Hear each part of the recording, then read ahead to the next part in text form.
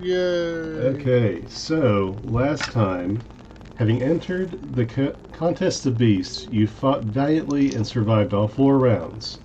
Afterward, during the public celebration, cracks sounded distantly, then louder. Arcane bolts whizzed overhead, flying east to west, cracking walls and sparking fires. You were summoned by your goblin patron, Gurky, to get to his shop quickly. You followed him into the back room where he opened a safe room, and you all clambered inside, some of you, pell-mell, having to crawl into the short space. As you crammed yourselves into the chalk circle on the ground, you were lifted ever so slightly off of the ground and saw a charge of antlered and black oily beasts scrambling towards you just before your vision cut. Now, as I fix the music,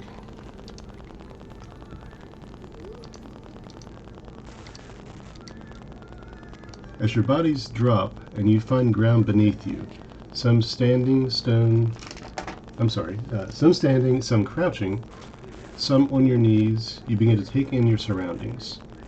It's dark. You smell stone, wet granite, like you're underground. It's dark. The light is very dim. The light there seems to be is spilling in underneath some sort of door. It's a linear light that just barely peeks through, crackling like it's sourced from fire. Every sound you make echoes, and just a moment after you land, you hear Gurky shushing you as quietly as he can. Not a word. Stay quiet and follow my lead. Who has dark vision?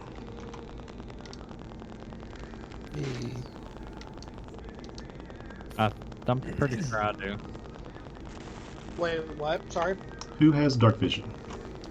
I haven't had dark 300 feet. Okay. So Vorik, Palinel, and who else? Do you have dark vision? Who doesn't have dark vision? That's what I want. I don't, but if need be, I can always just kind of produce a little bit of a light. Yeah, I have dark vision. I'll touch Alfred and myself, and I'll use I'll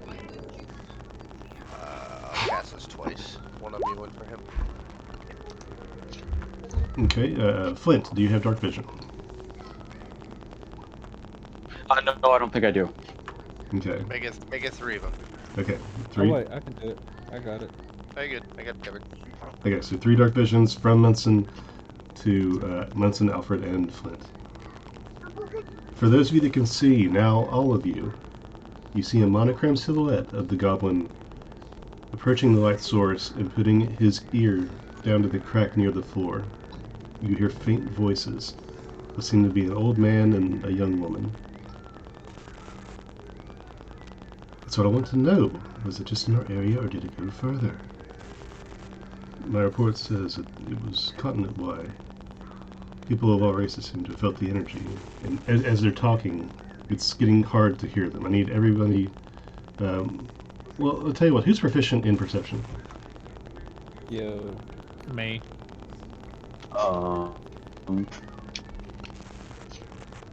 You said you are, Flint? I'm checking real quick. Not me.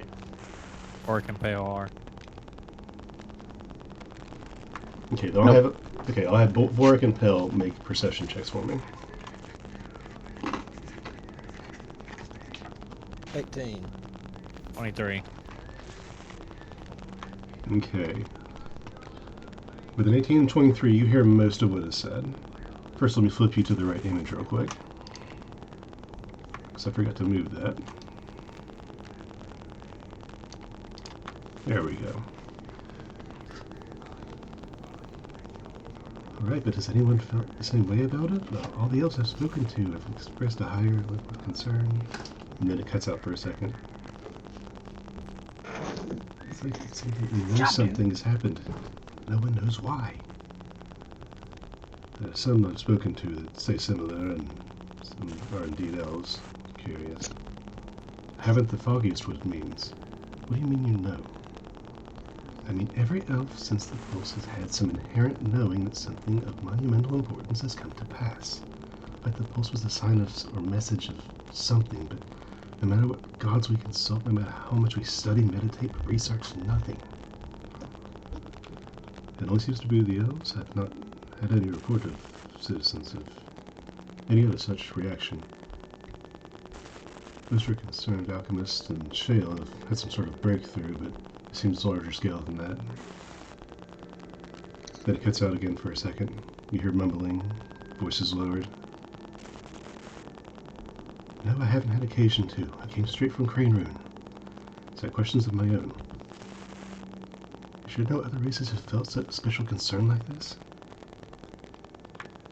Not that's been reported. Your other questions? Then there's another break in the conversation. Torn, my daughter, were playing in the river while I was waxing my bow on the bank. We all felt it, but my bow reacted as well. One of the older carvings glowed for a moment as the pulse passed over us. Which one? And you hear footsteps. This one. And ever since that happened, Tor and I both felt a desire, a pull to go north. I don't know why, for what. All I know is that it sounds like suicide given all the dangers there, but there's something telling us that we're supposed to go. We seem to be the only ones feeling this pull. Do you have any insight on why we would feel this way? There's a pause.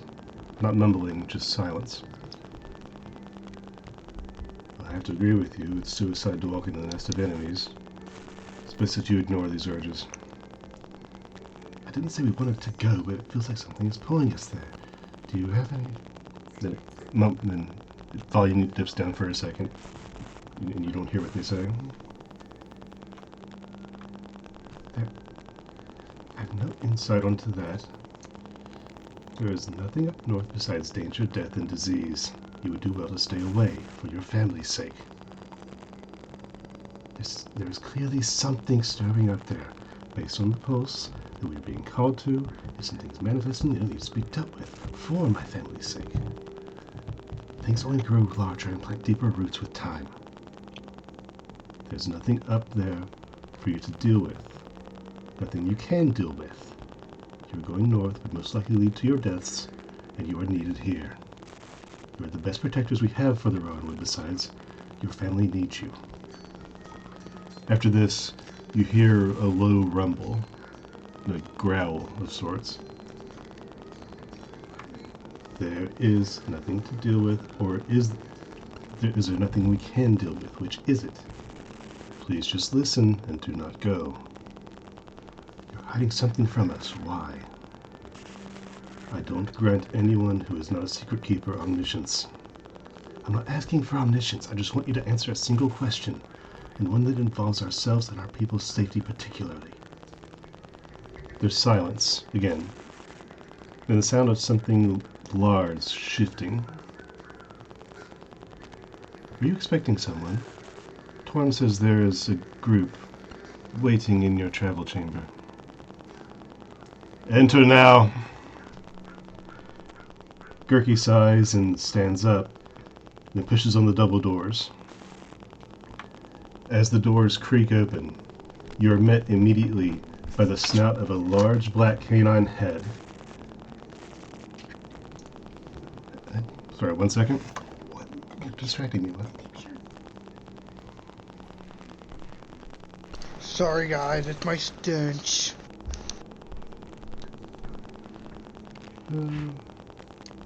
I have a file to share with you. I'm having trouble with it. Sorry, 1 second.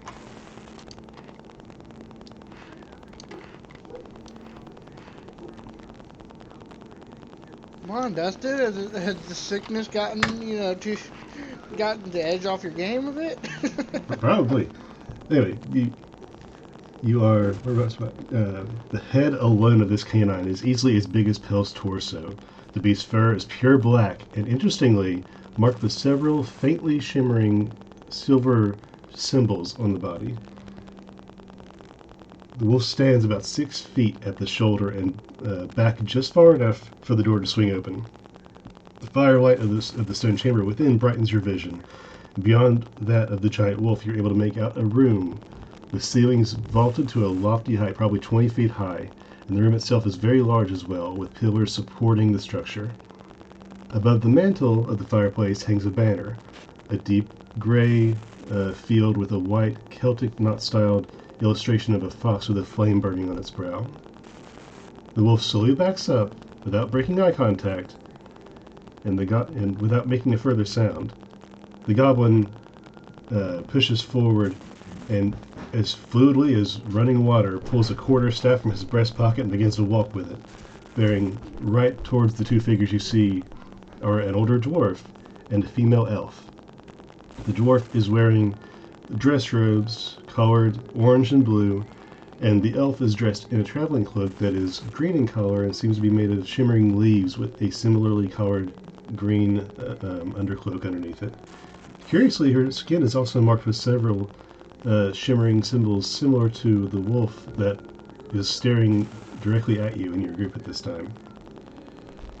Is this how you greet an old friend, Vongran Whettlestone? Where's my ailing concubines? Hello, Mr. Gilead. You come unexpected, but not unwelcome. This isn't how you typically arrive, however seldom it may be. What begs the occasion? The female then speaks. Yes, hello, Mr. Gilead. We were actually in the middle of discussing a matter of some importance. Sunder has fallen, buildings ablaze, people slaughtered in the streets. I saw guards fall, flounder, and flee. My shop is likely ash, effective 6 minutes ago, and all hope is lost. But I can understand if you feel like you also have some pressing issues, Lady Bainbreeze. And as he says this, he's at a table that he was approaching and pours himself a drink from a pitcher. What are you guys doing? Vongran, is that you, buddy?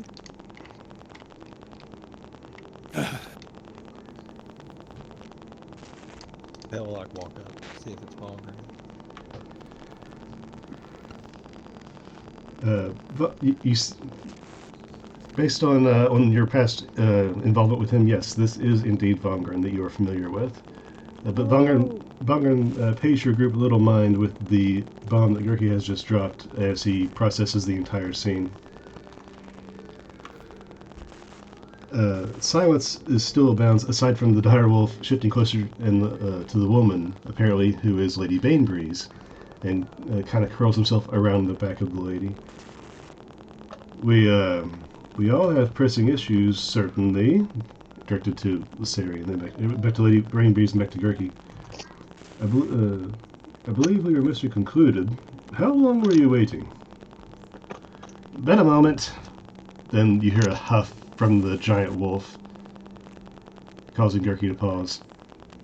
Well, maybe several moments. Didn't want to interrupt. Never miss a good opportunity to shut your mouth, I've learned. That's a good lesson for you lot. And he turns around and points to you guys in general. These are my newest contractors, by the way. They helped me escape by the skin of my fangs.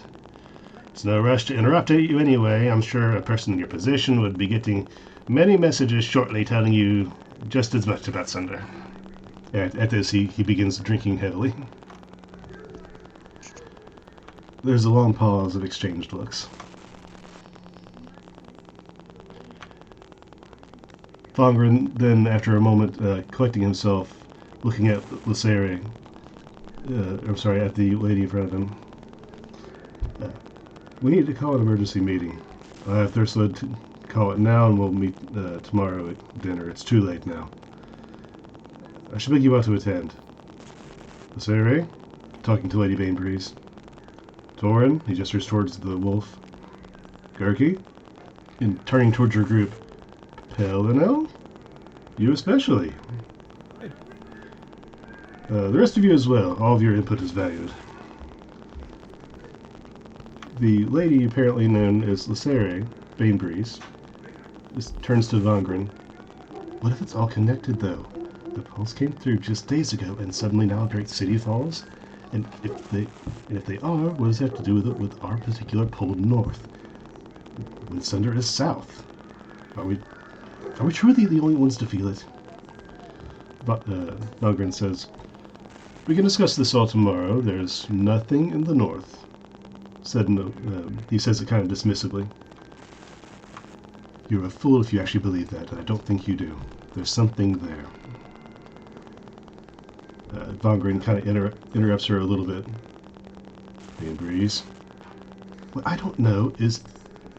Well, I don't know what it is, but it needs my attention.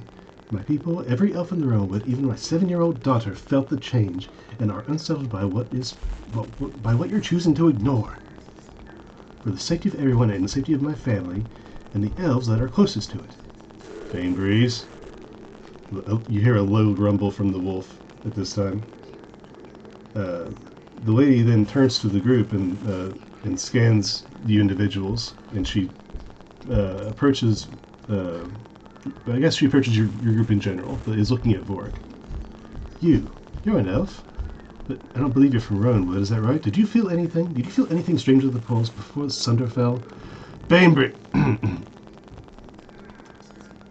Viseri turns towards Vongran and flicks her tongue against the inside of her lower lip. Whettlestone. The wolf turns and quietly approaches the dwarf, stopping 3 feet away, looking down at him with a deep-throated rumble that is barely audible, while giving the slightest twitch of his lip, or just to bare his fangs just ever so slightly.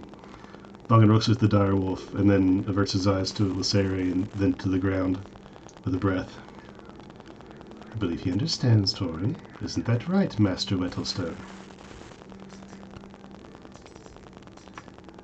The wolf backs up slowly and begins to turn again towards the elf.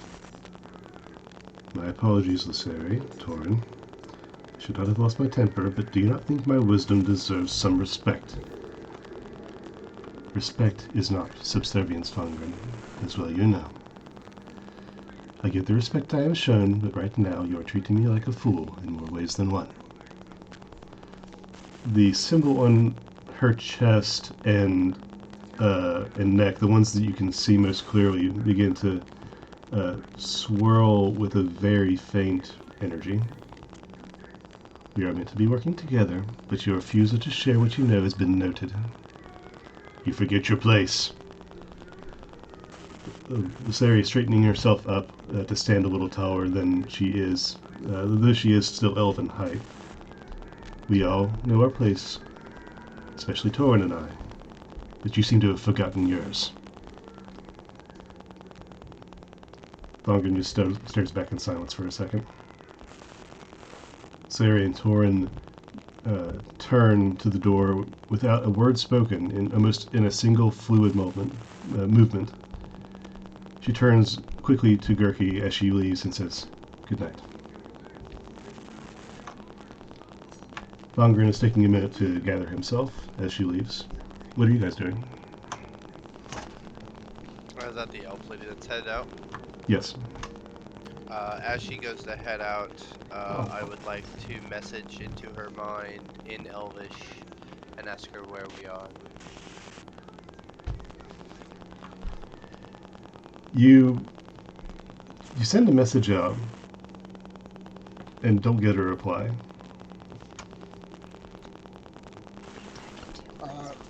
While she was in there, I was trying to see what kind of magic I could discern from the shimmering runes on both the wolf and the elf. So you're trying to discern what the runes are on the two of them? Yeah, like just kind of like figure out if I can notice what sort of magic is it. Okay, make me either an Arcana check or a History check. Which I did an Arcana check already. Yeah, I would do the same. Okay, I see that. That's with a 10. You see, it's obviously some swirling Arcana, but you can't tell what type of magic it is. I rolled a 26. Who is that? Munson. Oh, okay. I was wondering the same thing. I have this here. I added D4 with my Arcana check, so I did that. Rolled a 17 plus 9, so 26. Gotcha, no problem. I'm sorry, I forgot you were physical. I thought the 10 was your roll. Yeah, with the 26, and you're rolling for Arcana or History? It was Arcana, right? You can tell that this is runic magic. You haven't read a lot on the subject, and it's a very old style of magic, but it is similar to that of writing a spell in your spell book, but different in the fact that one symbol contains the essence of a single type of magic.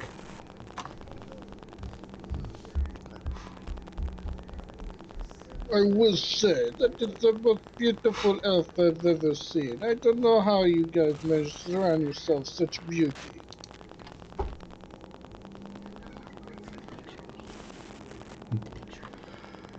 Vongran speaks up when you say this.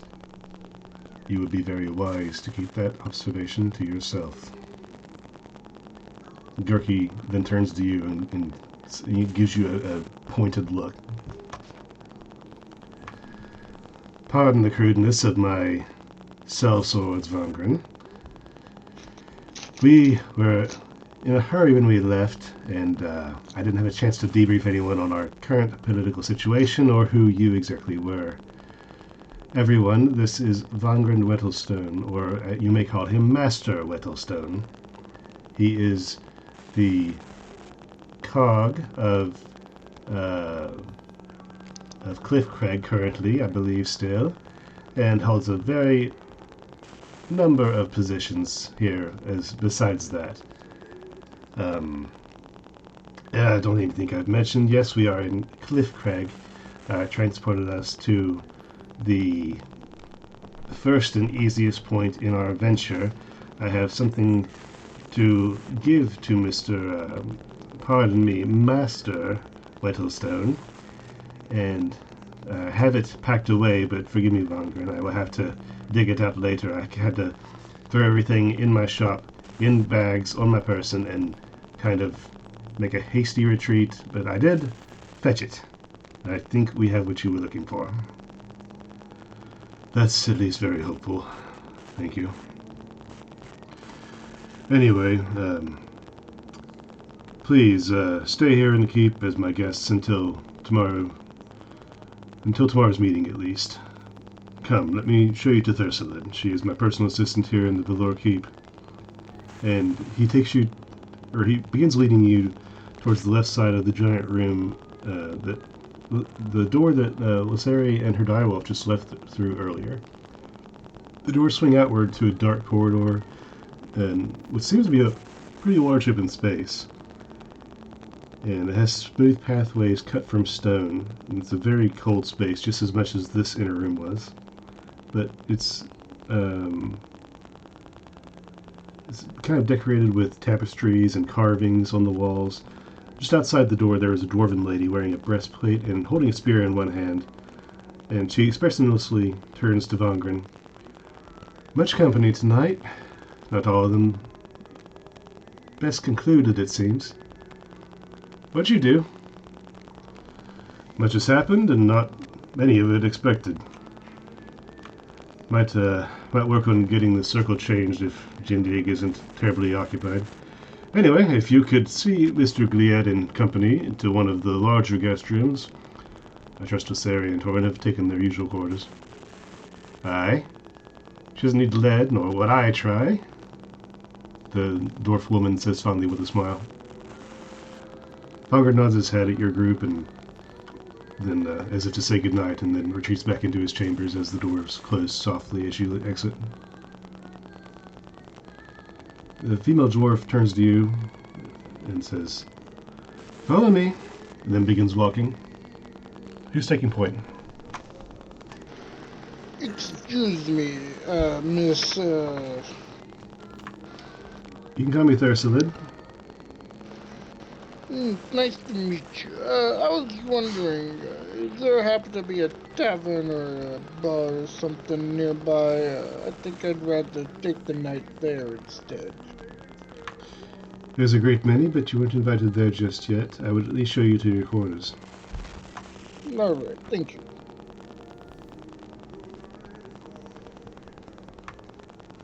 So is anybody in particular taking point as you walk? I will. Okay. You expect to be walking out of the hall and into an open space somewhere outside, perhaps, but the hallway gives way to great spaces, but with stone for a sky. Here there is much less light than the open world above, but there seems to be peeking in from nodules of grand orange crystals that dot the drooping and soaring ceiling carved above.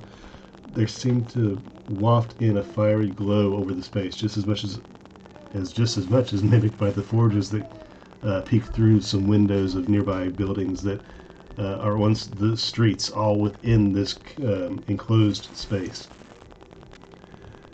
You also see some small openings that break through the roof at various points, not all very large, and they seem to let out into some outside space, but it's also around midnight or so, so it's also dark outside. As you look at the accompanying space here, Peladel, you can't help but think that you couldn't probably be in a place farther away from Saloon. Real bad. Say what? You said real bad. I'm underground. Eventually, Thurso leads you to a door on a small square building. There's one small window with shades drawn on the inside. Here's where you may stay for the time. The beds inside spare blankets, towels, pillows, and a fully equipped kitchen and stove. Across the way, and she points basically across the street from you, is the steamy smithy, blacksmith and bath. Down the street is the Underdirt General Store, and should you have any immediate resupply needs, Master Whettlestone will expect you to be in your room around evening time to be called for dinner tomorrow. And she opens the door and begins to walk away.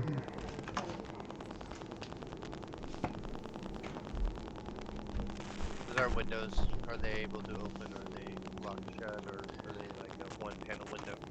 The one window that is in this building is a window that's made of basically stained glass that is just fragmented but somehow symmetric.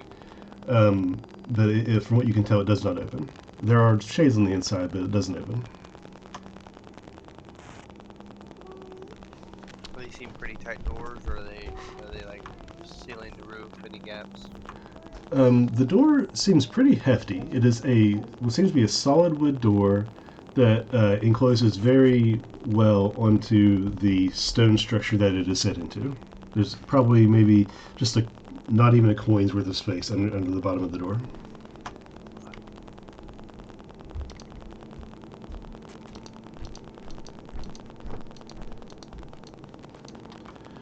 Inside the room are 6 beds laid out along 2 walls set into stone, with personal storage areas like bookcases carved out above them.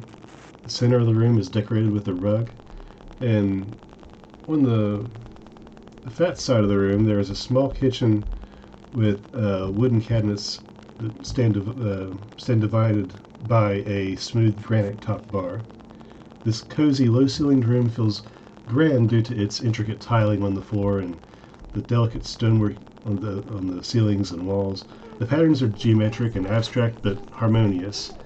You think you can see beasts or something carved, depicted by these shapes, but it's like picking out shapes in the clouds. Well, alright, we probably got a lot to talk about and to unwind. I'm going to sit over here for a little bit. And Durkee picks one of the beds and sits down. I'm not gonna lie, I wish I had some wine to talk to. It's nothing as great to talk with, just about wine.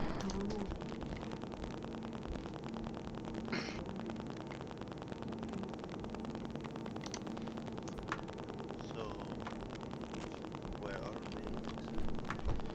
Never seen this place before.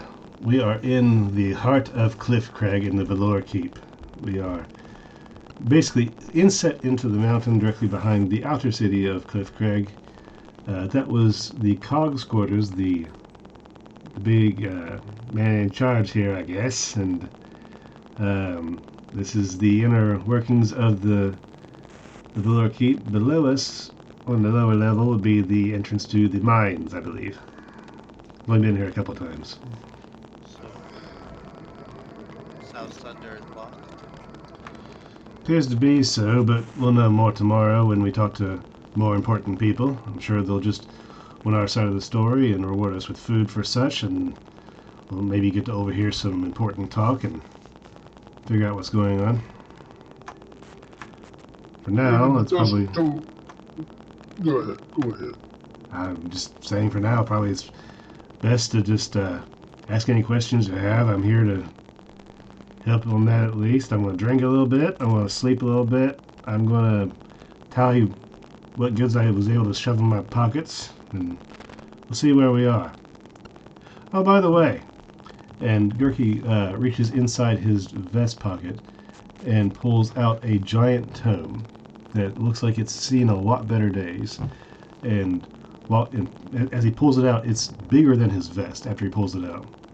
He walks over to the center of the room and with a thunk just drops it on the center table. That's the thing I need to go to Vongran. If anybody wants to take a look at that before we give over all of our prizes, that would be wise if any of you are skilled in literature. I am, yeah. I guess I can spend some time studying it. I have nothing else to do at this moment. Yeah, I'm just investigating the book or whatever the hell it was.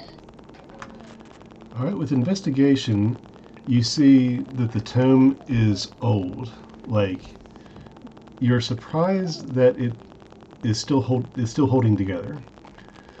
Opening it up and looking at it, with some time you can gain some knowledge, but it seems to be a book on runes, and there are some depicted throughout, but it's going to take you some time to fully leaf through everything. I rolled a 25. I see that. Yep, you're leafing through it, and as you are, what is the rest of the party doing? I'll tell you, I'm tired as hell, guys. I couldn't sleep right now. This is what I must do. I believe I need to kind of recuperate from the tournament. Wasn't that like half your guys' like hometown? Yes, it was. I wish not to discuss right now.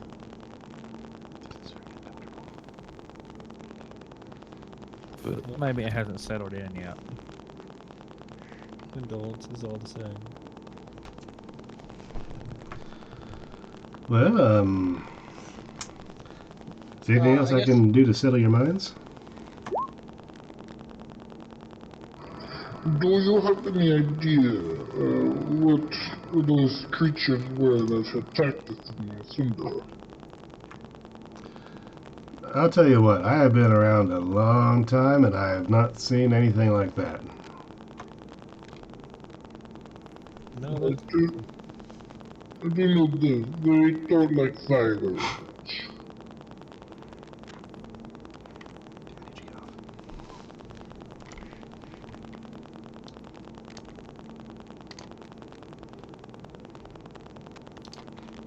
I'm sorry, say again?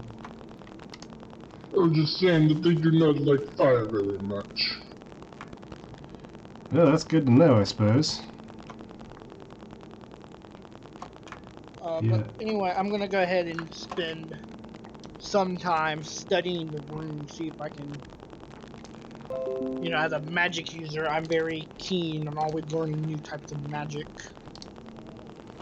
So you're going to try and focus on studying some of the runes in the book while Munson is also reading the book? Yeah, sure. I'll try to study with them a little bit. Okay. Good to know. Pell, what are you doing in this time?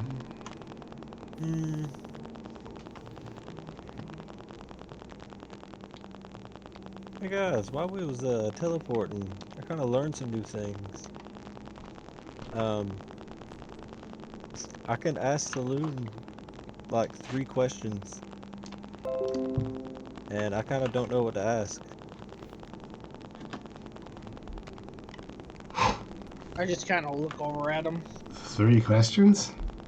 Yeah, but they're not really omniscient, so they don't really know everything. But they have to be like yes/no questions. sound of one hand clapping? I would love to know. That is my question. I don't think you can. Or no? Yes. The answer would be no, I imagine. These questions You just so see, what's the sound of one Alfred hand just clapping? trying to fucking clap with one hand with the wrist. Make a performance check, Alfred.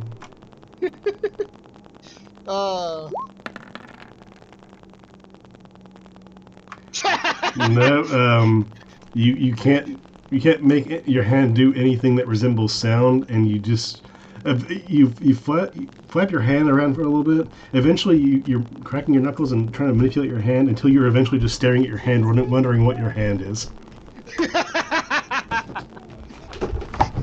That sounds about Alfred. He had a horrible day so far. I guess that answers that question at least.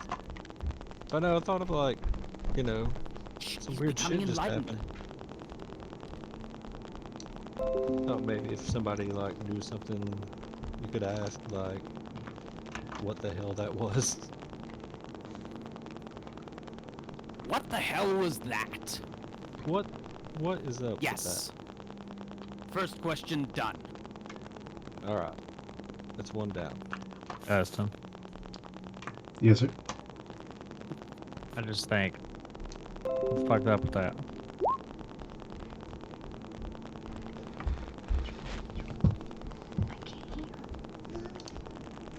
What is the deal with the airline?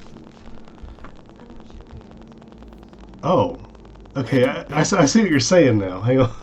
Yeah. Okay, so what are you saying again?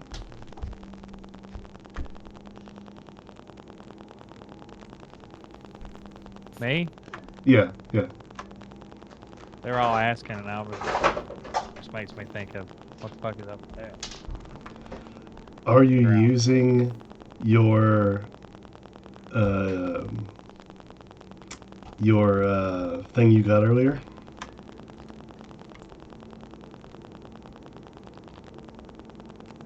What? Are you using your thing you got earlier?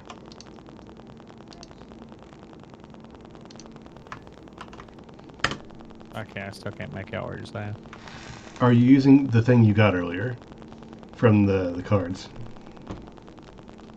Oh shit! I forgot about that. I thought that's what you were doing. I wanted to be sure.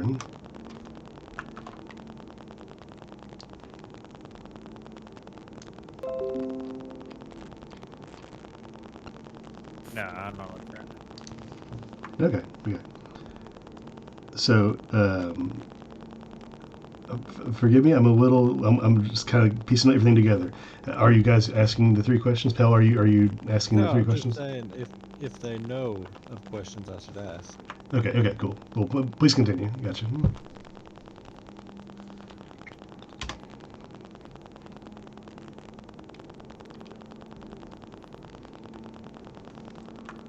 Do we need to sacrifice someone to do this, or? Nah, I just need some holy water. I got the incense already. You'll get holy water this time of night, or what's your thought? Nah, I mean if we don't really have any input on what to ask, I don't really think I should, waste their time or anything like that. My character just kind of looks up like, wait, are you summoning a demon or something? No, opposite. My God. Oh, if I only mean- Father Detritus were still here in Cliff Craig. I could have asked him. I mean, the god, the demon, they're all on the opposite side of the same coin. You never know what you're gonna get half the time. No, you get heaven with one, and you get the abyss with the other.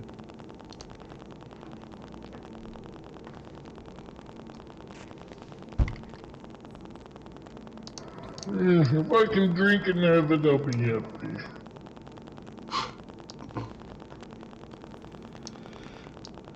He just kind of looks at the back of the rooms.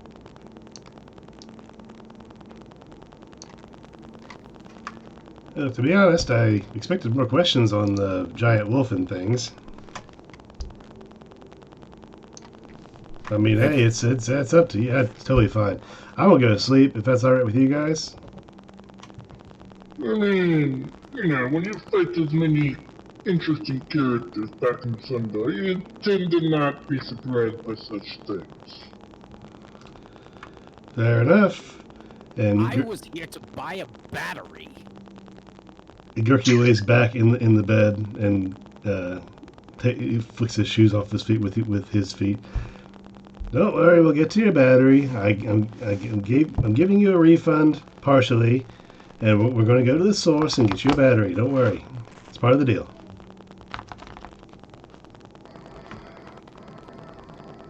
Just be faithful. No, Hey, have a little faith. I just saved your life. Don't worry. there are questions. It just boggles the mind. Where does one start? What is a boggle? What is a battery? All right, what is a boggle? I don't know. I've heard that phrase before, but I never thought about what a boggle is. Thought it was a verb. Maybe it's an adjective. Maybe I can boggle you. Maybe you're boggled. Yes, that's what I was saying. No. Boggle is just the dragonborn slur of a dwarf, I think. I think I've heard it a couple of times.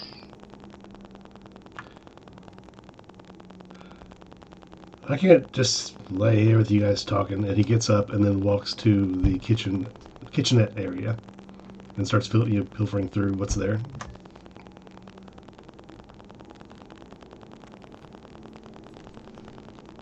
While I'm looking at these pages and everything that's in this book, I'm going to try to enhance my understanding a little more. Do some comprehend language while I'm feeling each page to see if I can translate it easier for me to understand, just to make my life simpler.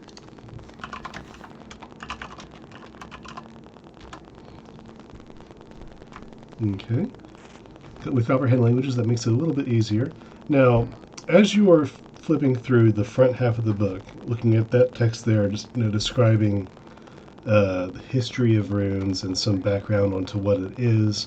Alfred has half the book and is flipping, like you're both poring over the book, and Alfred has half the book, the back half of the book, looking through some various pages, and you guys have like a divider up, like somebody's holding the middle. The page is like the one that separates the front from the back of where you're looking at. And with comprehend languages, it would help to answer some basic questions that you have with this. If you would have any, that is. Well, with this, I'm going to understand what kind of language it's under, and why the difficulty is so hard for your average schmo. Okay. But other than that, just trying to really figure out what this tome is that he has to give. This is what he's giving to the master, right? Yes, this is. He's giving this to Master Vongran Whettlestone. Yes. So I'm just trying to figure out what's the value of it that it would be traded for a value of what they're trying to do between the gnome and the master. Just trying to find out the value of why, like, what secrets are in it that would make it such a value that it would be an offered item. Well, with comprehend languages, you can tell that the book is written in several languages. Some of them duplicated, maybe for translation, and some of the translations are not exact. But it appears to be written in a very old style of Dwarven, a different dialect of Draconic, some Sylvan, and bits and pieces here in Common, including the very forward piece of it. But amongst that, the book is still old. The pages are very worn, tattered, and dirtied. So some of the words are just blotted out from dirt and from use and wear. There's sections that aren't dirtied. You can see the paper. The parchment is there, but the words are not. It's like some text has been lifted from the book. Not whited out or any blocked out or anything or marked over. The ink has been removed, it seems, in some places, borrowing some knowledge. But overall, the book just seems to be a historical rendition of multiple societies' information gathering on this runic magic and what it can be and how it works, and just thoughts about it, as well as some of their descriptions and experiences with the magic. But some of the language is harder to pick up than others, being older than the current version of language. Copperhead languages makes that easier to read, but you can still acknowledge that this is not current language. This is an older book. So basically, between that and having the Wander trait, I will just basically read from front through back, rotate with Alfred when he's halfway through, kind of move seats, and then I'll finish the second half. I'll just have it just kind of memorized, and whatever languages I can understand, I will, keep the knowledge within me, but then anything I don't understand will be more fascinating than before. Sure. Alfred, are you amicable to this trade-off of book?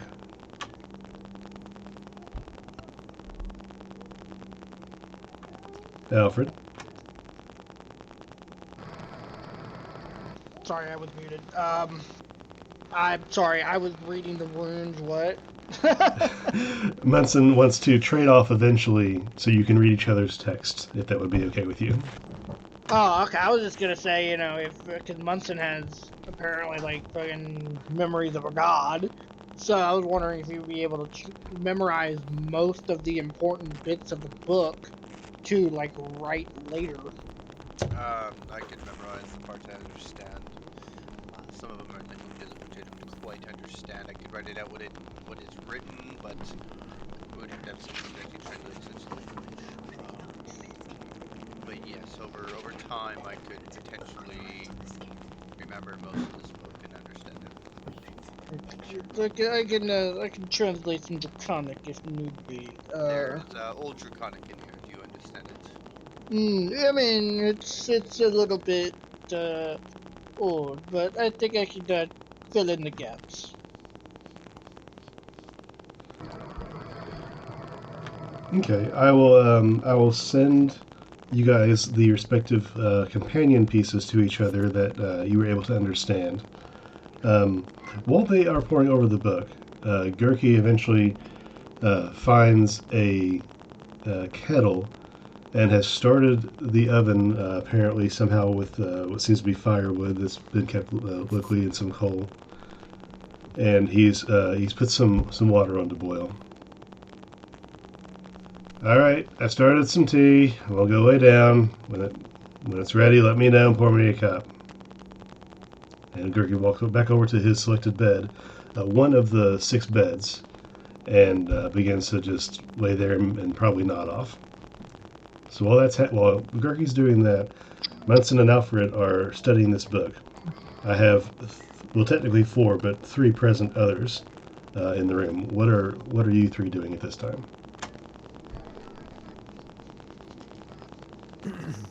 Hell, we'll just go pick out a bed and pull out his little gas pipe and just fill it up and just hit it a few times. Okay, getting to the bed is going to be just a hair short for you. The bottoms of your feet are going to hang off the edge of the bed, but otherwise it's pretty comfortable. The beds are a stone frame that is cut from the floor and is holding a stuffed cotton mattress with a pillow and blanket that's been laid on top, a quilted style blanket. And you sit there comfortably. Vorik, what are you doing? I want to go look around the room in more detail. Okay. It's just a dwarven style room, basically a flat that has all the beds and kitchen and everything in one space.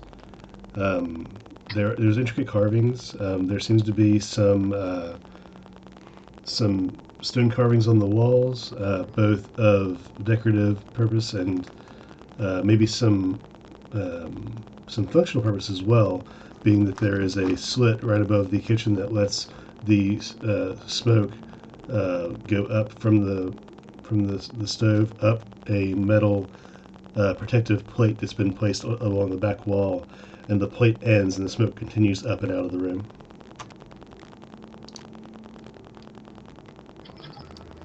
Oh.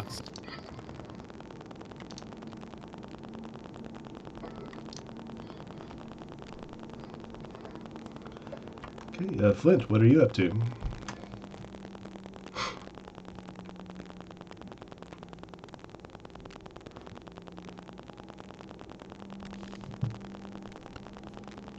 Flint? I'm waiting my turn patiently to take a look at the book myself. I'd like to see if there's anything of significance to me. Gotcha. Well, as you all begin to wander and wait and read and wait for brewed tea, if there's nothing else important you wish to discuss, basically we will say that you sit and meditate and go about your various activities. You drink and stew in some tea and get comfortable in your beds. Now, there's only 6 beds, one of them taken up by your patron. Who is going to sleep in the floor? I'm gonna stay awake and study the whole book and take a level of exhaustion. Likewise. Okay. Bully, can you come over here real quick and stand in front of me? I would like to try something if you do not mind.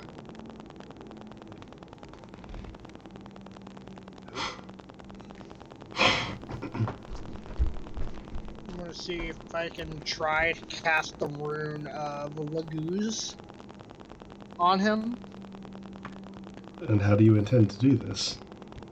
I just gonna close my eyes, concentrate on the kind of like the magical forces that I can kind of feel inside. I reach out in my hand and I try to draw the rune in front of him, focusing the magic through my arm into the rune in the air. I would try to see if I can have it magically done. Okay.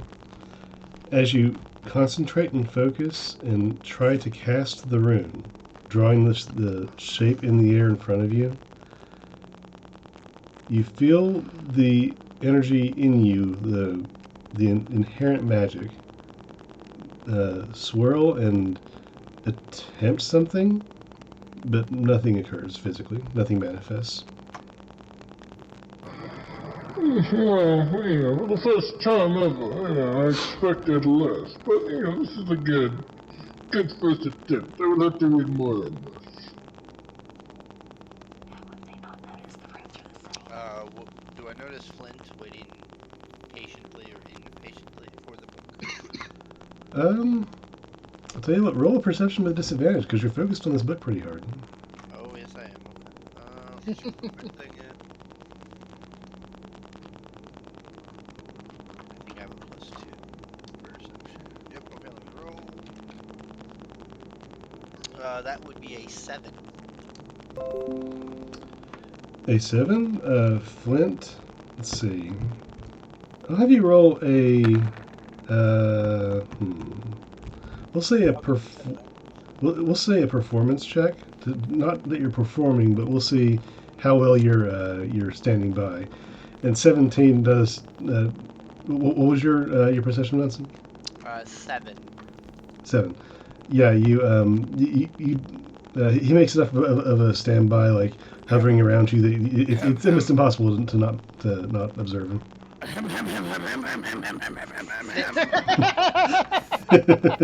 Flint, come sit. I will show you all I know of this. Much book. It's obliged. fascinating. And as I touch his shoulder with message, literally non-stop messaging Flint with everything I've learned from this. While I'm studying, I'm like multitasking as hard as I can, like putting my shit in like major overdrive.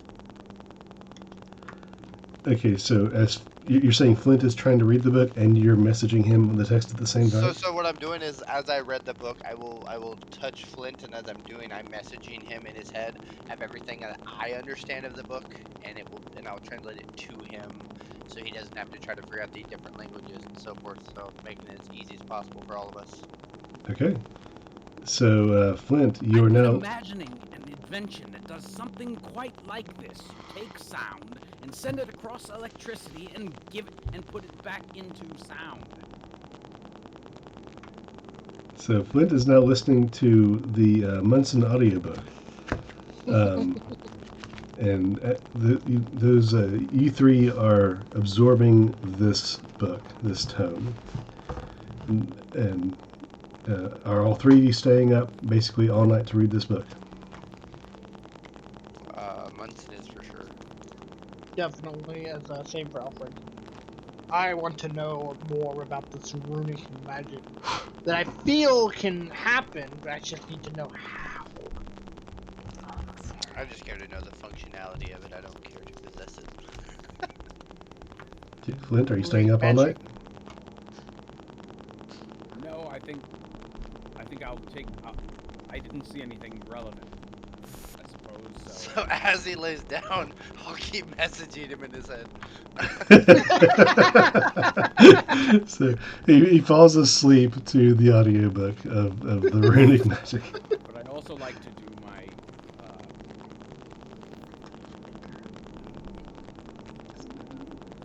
infusions as well. Gotcha. Okay, then I will. And investigate my wand. Okay. Whoa now! Whoa, come on! You doing So you're going to spend 1 hour to study your wand and try to identify it? Probably not that long. But sure. You can only last 5 seconds. Well, I created his stick. We talking about? It's called efficiency. no, he was bought a wand of fireball. Gotcha. Yeah, but when it was used in the arena, it just spurt liquid. So, Happens to me all the time. Flint, taking the time to study this wand, it's hard to do around the Munson podcast, but as you look at the wand and study it and focus on it and try to understand its workings, you look over any carvings or anything identifying on it at all, and try to contemplate on the source of power of it. It eventually comes to you that this wand was sold to you rather cheaply. You didn't even buy it. It was bought for you, but it was sold rather cheaply. And it from the study of the make of the wand and what happened, and you think about it, and you take a smell of the end of the wand, and you realize this wand, however many charges it has, which apparently, upon your study of the magics and your tinkering abilities, you can discern it has 7 charges in it that resupply at dawn. And when you expend a charge, it does not expel fire. It expels a gallon of cinnamon whiskey. So that is your wand of fireball. Magnificent. Oh, I love that. I love that. I'm not gonna lie, that's Can pretty regular fucking spells clever. Can regular spells be cast with this? Some people might be able to use it as a focus for spells, but you don't know any way to unenchant and re-enchant objects at this time. Fair enough. Not gonna lie, I love the cleverness of that. I gotta remember that for my DMs. So, with that said, eventually you all find rest in your own ways. I will message more things to Munson and Alfred shortly. But for the time being, you eventually wake up. The stove has extinguished itself. The room smells just a little like smoke, not a lot. And you wake up, the ones that did sleep, wake up to see Munson and Alfred still, like, poring over this book, flipping pages back and forth frantically, and sometimes just staring at it. Maybe sitting back thinking and drawing in the air with their fingers while muttering to themselves. But other than Munson and Alfred, everybody else can take a long rest, and the day is yours. What are you doing now that you're awake in this dwarven underground? Good morning already.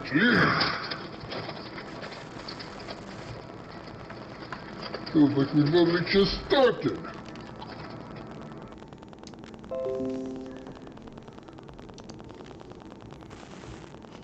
As Flint wakes up, the message will be getting it.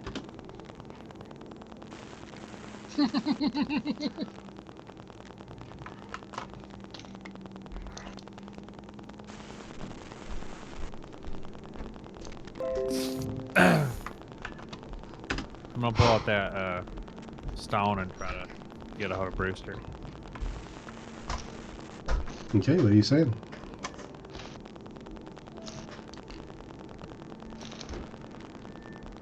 I was gonna say, any more info on that thing? And how is it there? Sander went to hell. Sandra's always a bad place. It's going well, all right, over here. We think we got something. We're not convinced you want it, but it's here later to talk about. Assume it's an in-person thing. You don't know. That's all we said.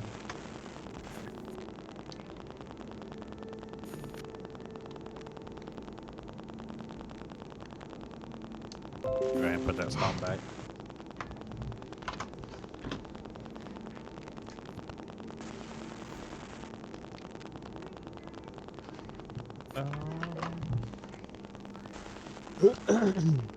Hold on, I'm missing my spells.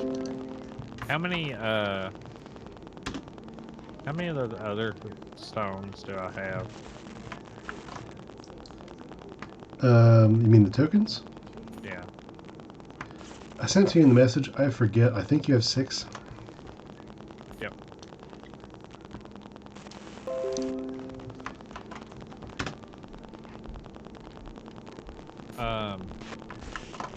I'm going to go give one to each of our new members.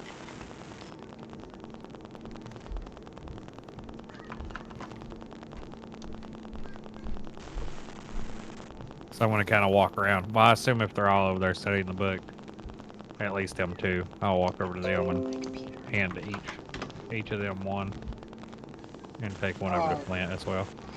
Quick question: would we still have the temporary HP, or would that have expired? That I think should have expired, but Munson, what do you think? Let me look it up. I think it depends. I think technically it expires on a long rest, but if you don't take a long rest, I think it's still on. Yeah, that's kind of where I was thinking. Yeah, so anybody that slept would have lost their temporary HP but gained a long rest. But Munson and Alfred would gain level exhaustion but keep their temporary HP. Love exhaustion, baby. And on top of that, my spell slots do not recover. So hopefully we don't get into any crazy combat today. You hear the ground rumble. If I get into a short rest, I just had to say something. And here comes the dragon. Will they see Sarah and Jordan in the town in the day? No, Guys, fucking Smellmog or whatever the hell his fucking name's called. Mog? Yeah, that thing. That lizard. I have sent all of the messages as far as pictures of the text to you guys that I believe are necessary. Oh, I need to send Dash some. I'll get that in a second. So I only have the forward. Yeah, that's what you got. Okay. I didn't know there was more. Alright.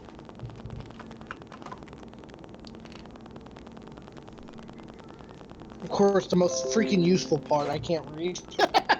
What languages was this rodeo? Are you asking me or are you asking the people that read it? Both. It's in like 17 different languages. I think I understand most of it. What all can you understand? Or speak, I should say. Well, I was touching with my abilities of memorization on top of the ability to touch text and be able to translate it into an understanding in a language that's there's some old English, old languages in which I don't even know the actual origins where it comes from, but there's old Draconic, there's Dwarven, there's Elvish, it's just a blend of many ones. I think Druidic is in here as well. It's quite amazing.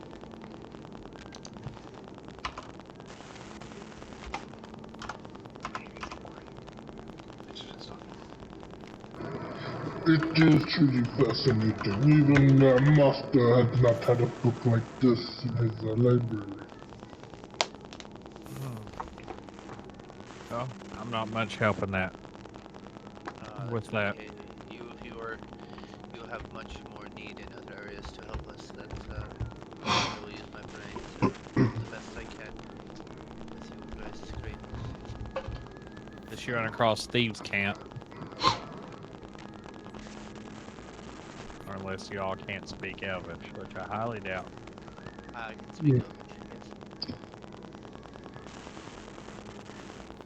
I can always attempt from various elves that I had made an acquaintance back in Sunday, but I highly doubt you know, the tough Polish. Elvish is quite fascinating, actually. The creation of the wording and the writing is quite elegant. The elven language is beautiful, but the elves themselves, not even beautiful. Oh, we don't touch those. Those are quite dangerous. As you guys are talking, Gurky is gnawing on some biscuit that he seems to have pulled from somewhere. And as he's doing that, he's taking bites intermittently, putting it on this, the side table or the little bookshelf next to him. He's taking out various things from pockets and examining them, putting them back in.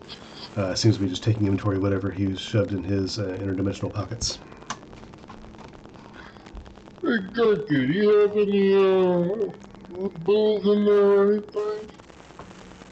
Beg pardon? Do you have any alcohol? It's been a little while since I had some booze, and after yesterday, I should certainly use some. Nope, don't sell this stuff. Didn't have time to grab anything else. Oh, that's a sure. Do you have any magical components I might be able to restock on? I do have some for a price. You happen to have any pop or phosphorus?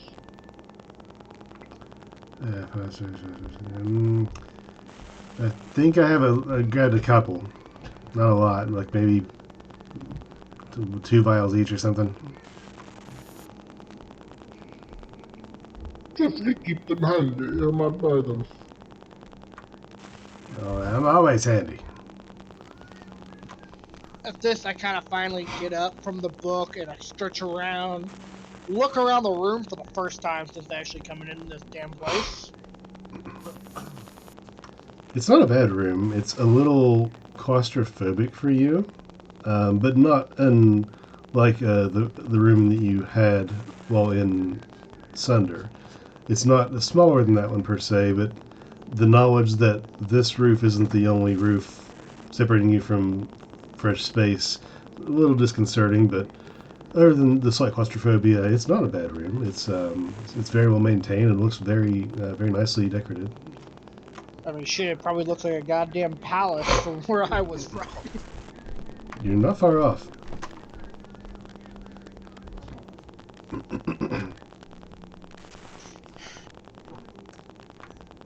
Well, what do you guys want to do between now and dinner time when Vongran apparently is going to call for you? I am going to find the nearest goddamn tavern. I heard the dwarves like drinking, and it should be fun.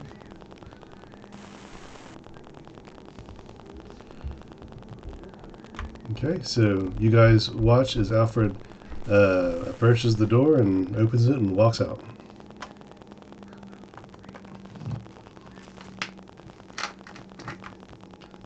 Before we get to Alfred, what is everybody else doing? They say there was a shop around here. Yeah, there's one shop mentioned, actually two technically. There is the Underdirt General Store and the Steamy Smithy Blacksmith and Bath. I want to go to the bath place in Smithy. That sounds cool. I'm gonna go with Pale. Okay, so Vorik and Pale are going to the blacksmith. Where was... That's a language I don't even know.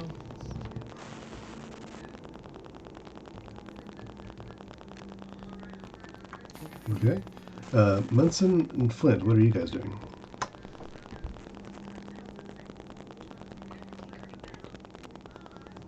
I'm going over to the. I'm going over to the timber district, the area where they process the timber for the forge. So on and so forth. I'm And not going to find really, a stick. not really processing much, so I will follow Flint around and keep the audiobook going. Okay. Alfred, you are wandering the city of Cliffcrag, or rather the Velour Keep, by yourself. And inside, you don't have any clear markings on where to go, necessarily. There's no signs hanging out anywhere that you can tell. Everything tends to run together for you, being this isn't something you're used to. Make me a perception check to see if you can figure out what's where. Okay. Come get me for any good stuff. Oh sure, I roll good on that one. All right. Yeah, but you have disadvantage, so. Well, does he have disadvantage? Oh, he does have disadvantage because he's exhausted.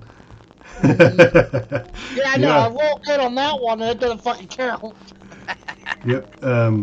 Yeah. So you look around, and the city winds. All the buildings are angular and fragmented and put together, and you have a hard time figuring out. You wander into an area and decide, I'll just try something, and you go over to a building and open the door, and as you open the door, you see. You swing open the door, and there's a family inside around a table eating breakfast. Of course I did. Of course I did. The female of the lot, the adult female, stands up and grabs a hammer from off the floor next to her. Yeah. I apologize, and I ask. Oh, I'm sorry. I am looking for a nearby tavern, and I thought this was it. My bad. Can you tell me where the tavern is? Make a persuasion check. The real question is, do they speak your language? Oh Jesus! She walks over to you slowly, gripping the hammer tightly. It's not around here. And she closes the door on you. And you hear the shunk of a lock on the other side. I try to find. Okay, I'm gonna roll perception again, and I'm gonna try and listen where the loudest, which is the loudest building, because I would think in my experience of going to many taverns, the loudest building is usually the taverns. Okay, adjusting your tactics, I'll allow you to make another perception check, still with disadvantage. Okay. Okay, 11. With an 11, you can find the loudest buildings in the area. They seem to be blacksmiths. I was But gonna say, probably. Especially this time of day. But you do hear hammering coming from two distinct areas. I'll go to whichever one's the closest. Okay. There is one that's seemingly a little bit closer. It's hard to tell because the echoes in this cavern type area. But you go towards the nearest of the sounds. Eventually you find yourself approach this this building that has like sort of a circular, almost octagonal shape to it, and one half of it is closed off, but the other half is open air, just an overhang that encircles a forge that is a deep well forge that has just embers scoured across the entirety of the bottom of it. It's probably a good 6 feet across and about 4 or 5 feet deep in a semicircle kind of fashion.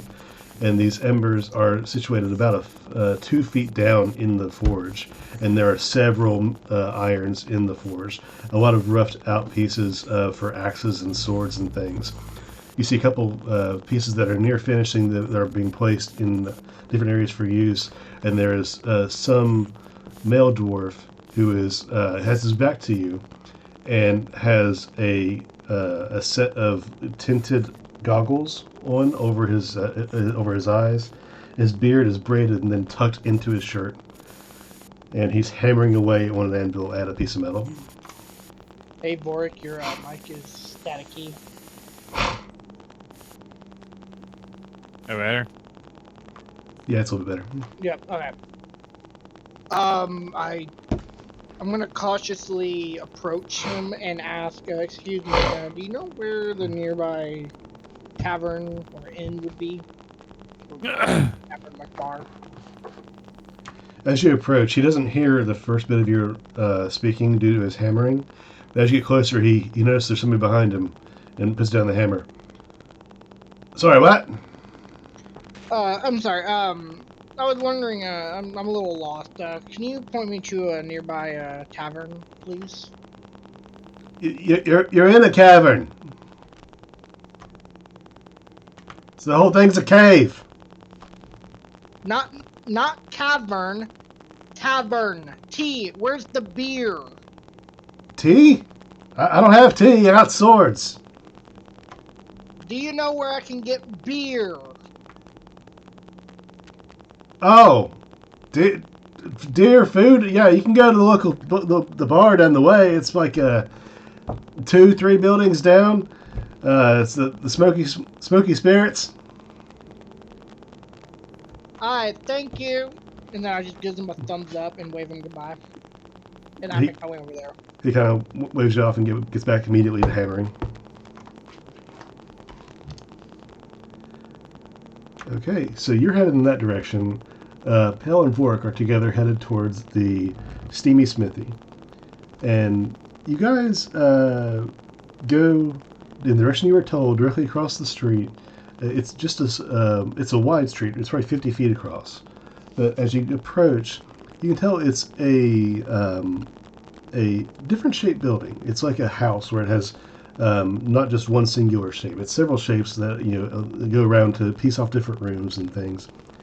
And as you approach, directly in the front, there's a door that is on the basically the middle of the entire building, and there's a section that goes L-shaped in and then back out. Then it faces the rest of the rectangle building. So you guys enter the building, and you are immediately met with a wooden floor, like a show floor that has a couple small pieces of armaments and armor and some other things.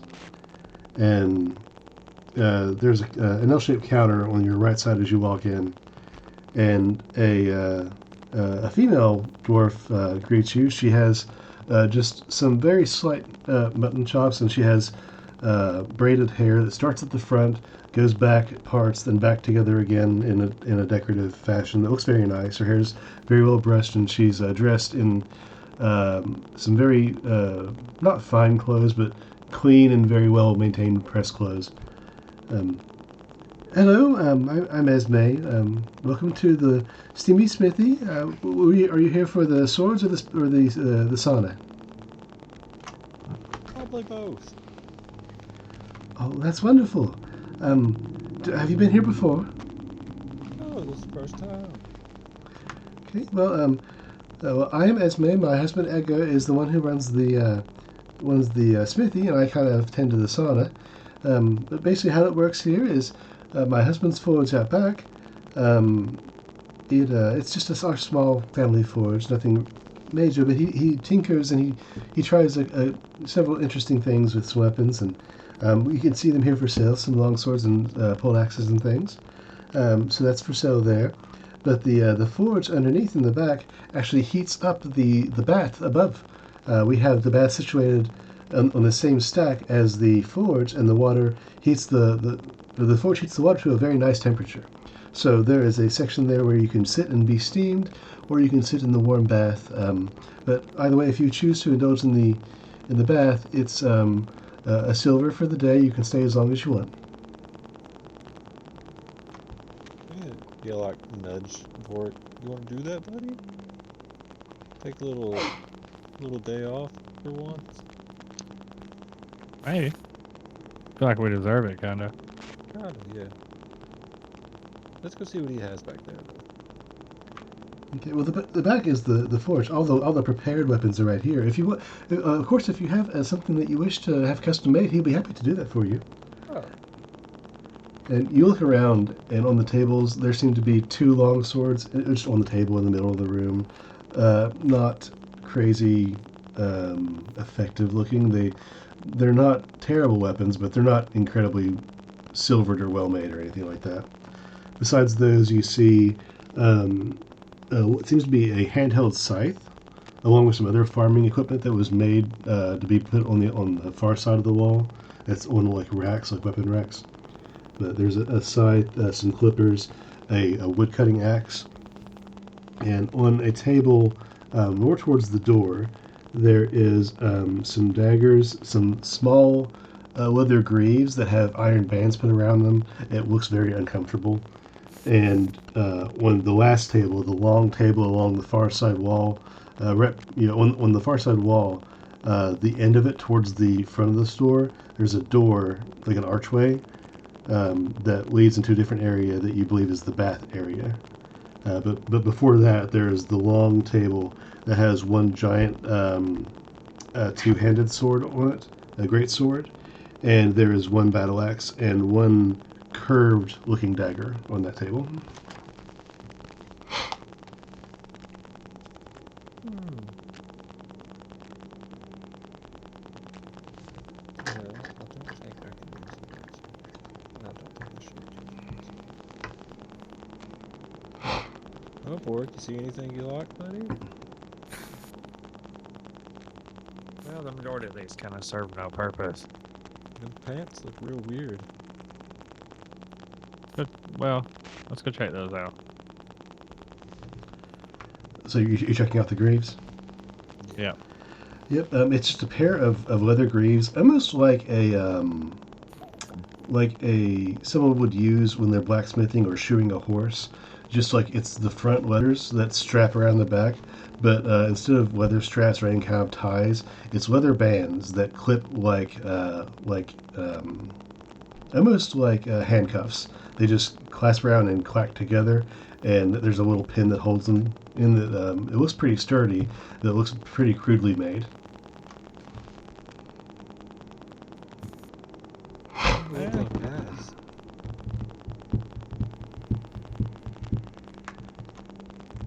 Anything special about That'd them? be quite interesting. Not that you can tell. If you want to make an investigation check, you can do that. Let's inspect the pants.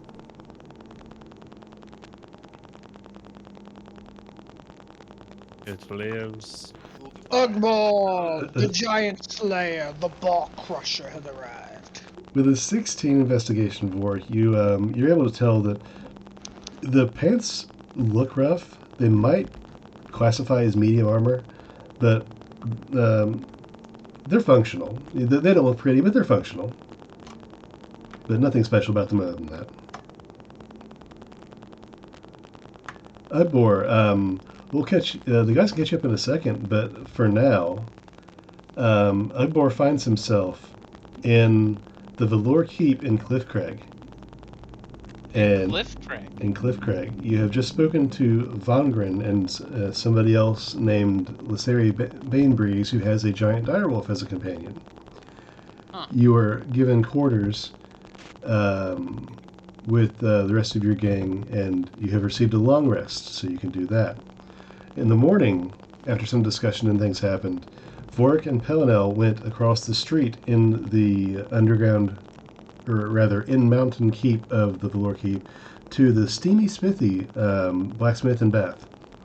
Alfred went in search of alcohol. Flint And I had quite the adventure. Flint and Munson are, I believe, still in the room, correct? No, we were en route to find. Flint will explain what he was looking for. Oh yeah, he went to look for wood. So with that known, and Gurky being in the room, tallying his inventory and doing his own thing, what is Ugbor doing?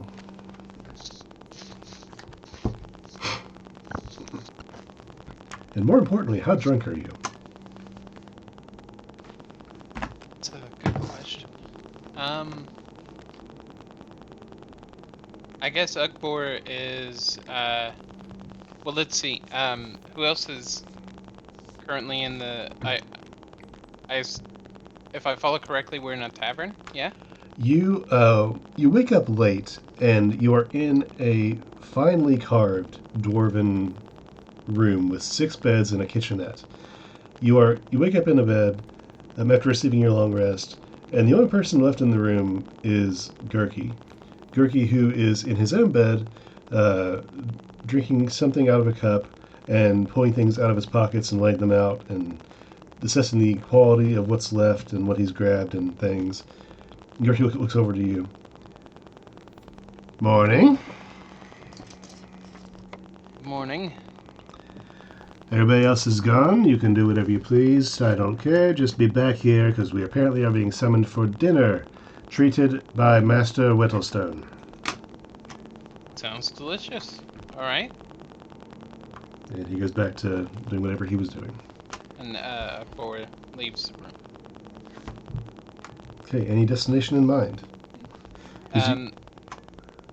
Let's see. Does Ugbor have his kit with him? If so, then he is just gonna look for an open space to practice some forms with his greatsword. Okay, so in the Dwarven Underground, and all of you would have noticed this after stepping out of the room, the space is lighter than it once was. There's still the glowing crystals on the roof of the cave that you're in that emanate this yellowish orangish light. The forges and fires around you glow.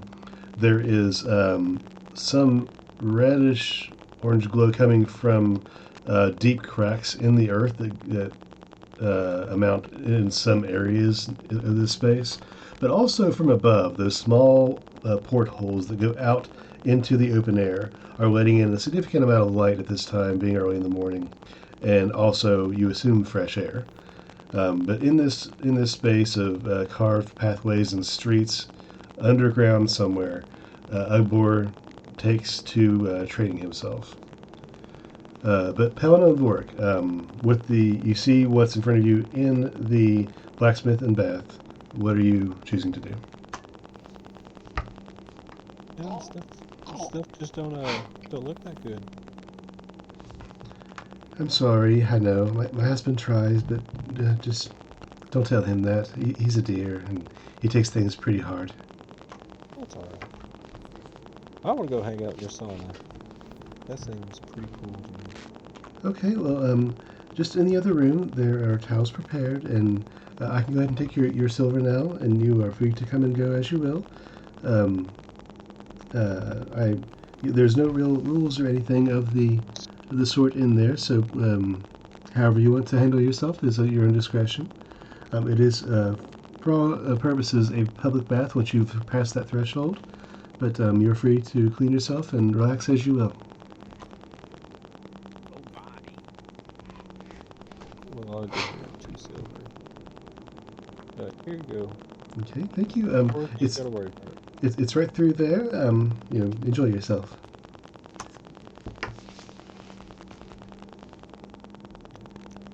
He'll just trot his giant ass down that way. Okay, and Vort?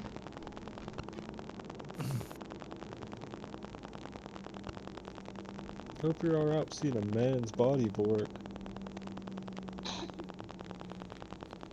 A real man's body. A real man's body. Walking through the other room, you indeed see a table stacked with finely folded gray towels, and there is a basket that has. By the way, sorry if you guys can hear my cat purring. I forgot to press my button. I'm sorry. So yeah, you guys enter the other room, and you see a table stacked with finely pressed and folded gray towels, and there's a basket that contains a couple thrown ones in. You assume it's the dirty towels used. But in this space, there's the towels there, and there are several areas, like just vertical slats of wall, where people can step to, somewhat privately change into towels or whatever they choose. And there's a couple storage areas where you can put some things, just slats in the wall with large book space type things. It will take 10 minutes to take off his armor.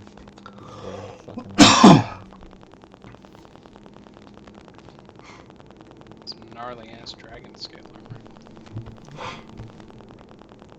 Which I still question sometimes how you got that. About it. Okay, and what is Vort doing? Just looking around, kind of following Pill around.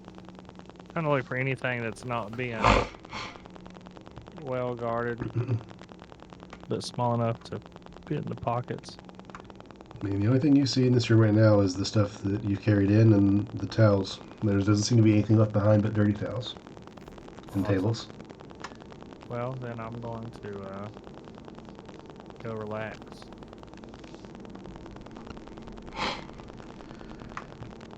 Okay, so are you donning a towel? Nope. Okay. Vorik, as you remove your clothes, What a fine day to be nude. and undress and kind of evaluate yourself, you feel the top of your head just kind of like wiping your head back, and some hair has started to regrow. Hey, look at that.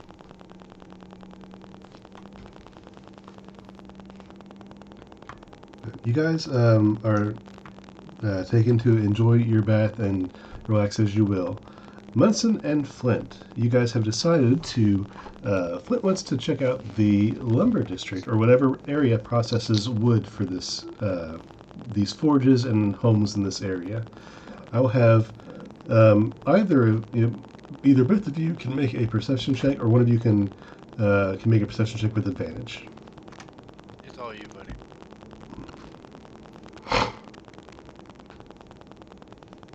All right, I will use my +0 in perception to see what Yes. But you have advantage. Which All almost right. meant nothing. 14. Flint, you have a slight nose for such things. You work with a lot of things, some metal, some chemicals, but you do work with some wood, and you know roughly what to look for in the way of shavings, carvings, trees, trolleys, transits, things that would indicate where wood would be in a working environment. And you look around, and you don't see much of anything. You see one path that seems to be tread more often than others what seems to be the main street of this section. And following it, you are able to see a couple mine carts that are on rails that end where you find them.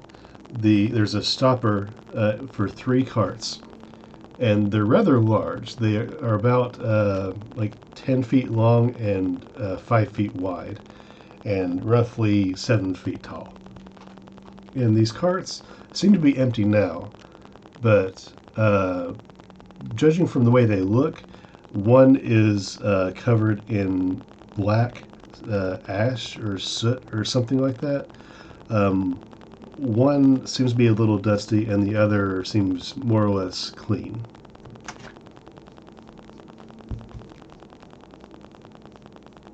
Okay.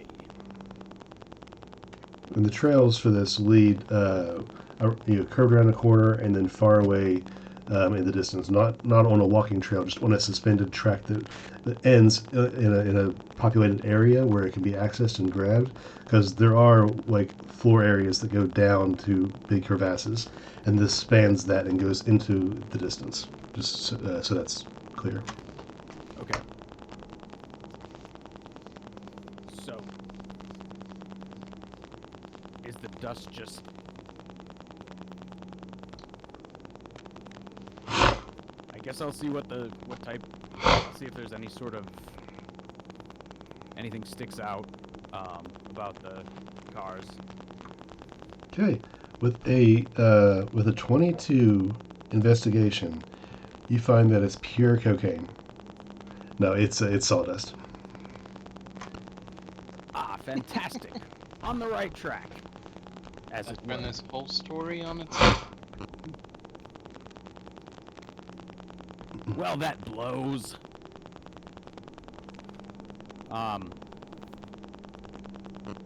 So does it show? Is there any way to tell which minecart went where?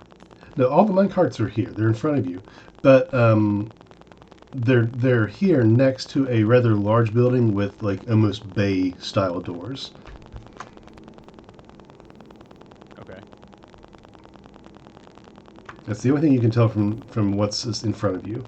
Is you entered like the industrial section of this keep, and there seems to be some sort of transit system that brings things in and out via these carts, and you're at the receiving end of it. Do we notice any sticks or anything of that variety in the area? Nope, nothing on the ground but tile and maybe some dust and dirt from the moving of goods back and forth. But yeah, that's about it. So the doors are shut or open? The doors are shut right now. Shall we knock and see what's behind door number 1? I suppose. Maybe they're But you go hiding first. Oh, that sounds like a bad idea. Let's do this. I'll walk up and I will knock on the door. Okay. You knock on the door and it rattles for a second. It's a metal style door. So the door does shake on its hinges a little bit, being well oiled and loose. It takes a second. You don't hear anything. And then someone eventually comes to the door and you hear the like ratcheting of as it's being raised up a little bit, and someone inside is pulling on a chain. And as it gets high enough, you see this 4.5-foot dwarf standing there, bald head on top, a little bit gray. Yeah, you here for a delivery or something? His eyes are like half glazed over. Don't worry, sir, mine. We are looking for, I believe it is a variety of sticks, lumber, anything like that, that would have accessible, maybe even purchase if need to. Do you have any spare lying around? I mean, we supply the general store if you want to go buy some stuff, but Oh, I mean, we you're just looking for a stick? We want non-touched from merchants we wish to buy from the source. I don't really sell nothing. I just, work here into the keeps watch. I mean, you just want a stick? Flint is looking for a certain style, I believe. Flint? Yes. A very good stick. A very good stick. It's close to you and looks at you. I'll get you a very good stick. He turns around and walks into the Is it hot in the here? building. And then the doors, as he walks in, just fall and slam shut. You guys are left waiting for a little bit. 10 I look seconds. at Flint and I'm like, hey, I did pretty good, yeah. Magnificent. Back to audiobook. Activate. 10 seconds. 20 seconds. 30 seconds. And you hear the rattle of chains again. The door begins to clamber open. The dwarf then hooks the chain on something off to the side that you can't see, and walks outside a little bit to you guys. Hey, I found some good ones, and he brings his hand around. You see, he has basically a bouquet of sticks. Some are long, some are short, but all of them seem to be of fresh wood, and they're at least an inch around.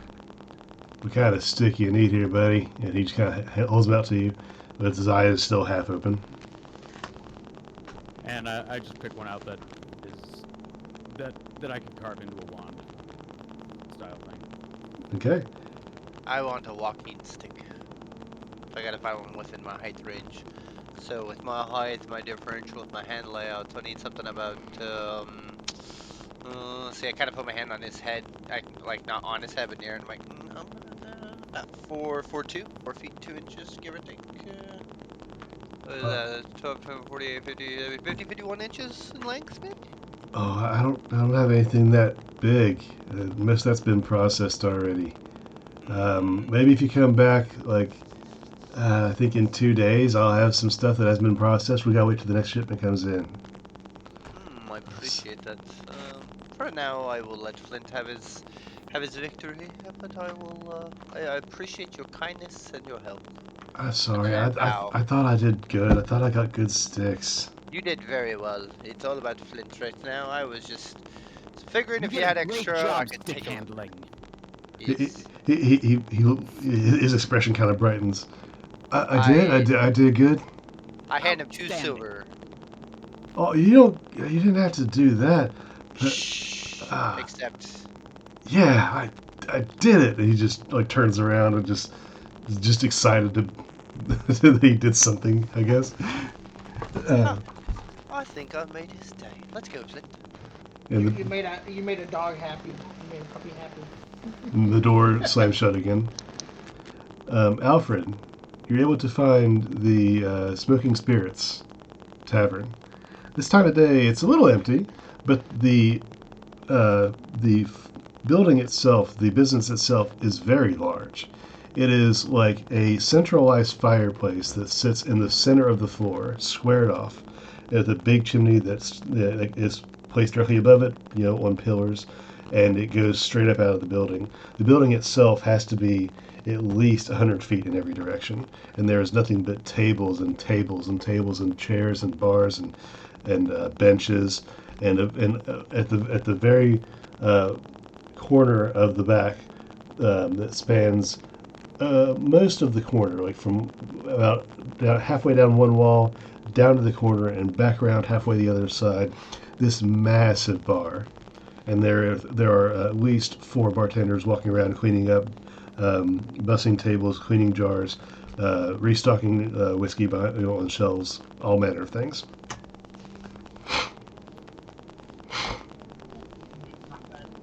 I'm gonna go ahead and sit at the bar close to one of the bartenders.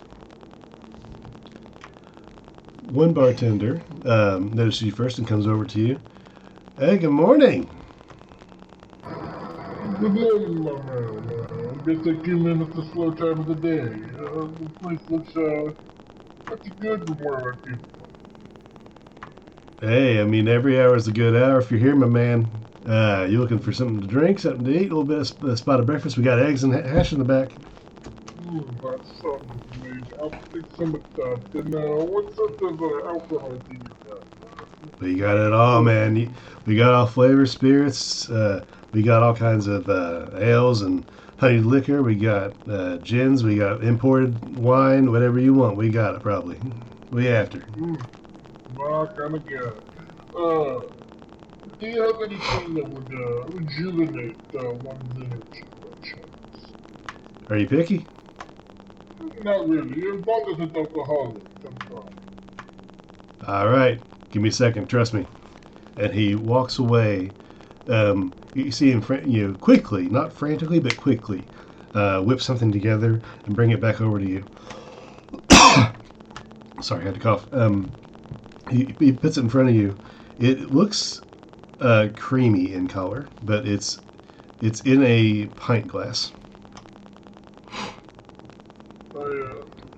This looks pretty good. What's in it? Do you really want to know, or you want to be surprised? Oh, I like you, Mr. I like you a lot, good sir.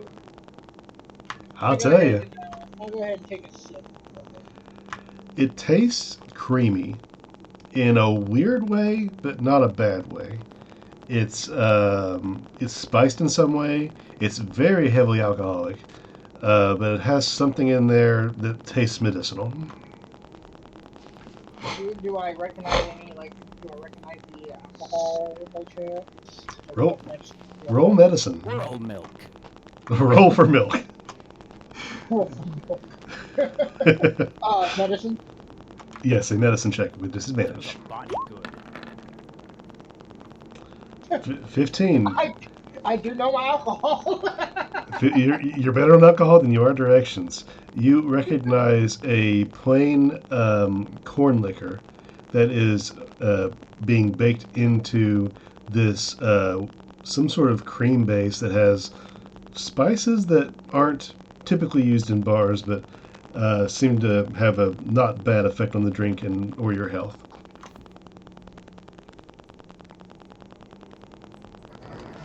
I will say, good sir, this is probably one of the best drinks I've had. Ever since I left, since Sundar, I've been needing this. Thank you, my man. Hey, my pleasure. That'll be a silver. Take your time, enjoy yourself. He then puts a rag over his shoulder and starts to carry on. I go ahead and tip him a full gold, both for the basically for the drink and the meal, plus the tip is the extra amount of gold. Gotcha. Okay. As you guys carry on with your individual tasks and enjoy your day as much as you can in this this newfound city, is there anything else you're going to do before you eventually saunter back for waiting on the dinner call? I'm just staying in the tavern and enjoying the company. I will carve that sucker into an arcane cannon. Could I consider myself taking a short rest during the day? Yeah, you can consider a short rest, as well. Alfred can as well. Oh, short rests help me because I can recover some of my spells. Yeah, same. That's why I was trying to get in the rejuvenation drink. Yeah, Alfred's sitting at the bar in Munson, meandering that town. It's well enough. Yeah, I'm just sticking with Flint as he carves his fascinating stick.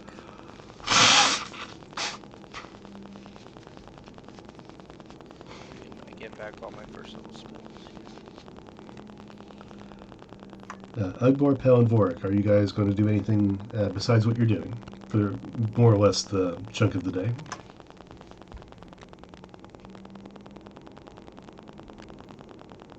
Nothing I can think of. Yeah. Same. I do want to know if there's anywhere that they would sell scrolls or spells of any sort in a place like this. The only places that you've heard mentioned are the blacksmith and Bath, the general store, and you found a warehouse of some kind. You don't know that inside the actual keep there is much else, as far as you've been told.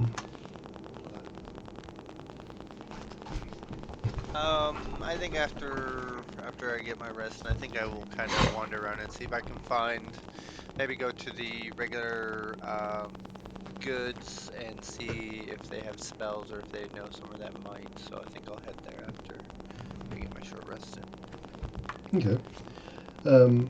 not too hard to find, especially since you've been given directions. You do find the general store, and it's a general store. It has some things in there for people that live in the keep, that work in the keep, and things. And it has just some general supplies as far as spices, foods, beans, rice, wheat, flours, potatoes. They have some basic equipment such as nails and hammers, some ball bearings and hammers and repairing things and stuff like that. The gentleman in charge points you in the direction of the outer city, outside the keep, to see the more specific shops. Yeah, I would ask him if he knew where, if scrolls, anything like that would be sold outside. If he knew the exact location or knew anywhere around here. No, he says he's not familiar enough with the outside to really give you any names, but once you find any kind of magic shop out, he's sure that you could probably find what you want there.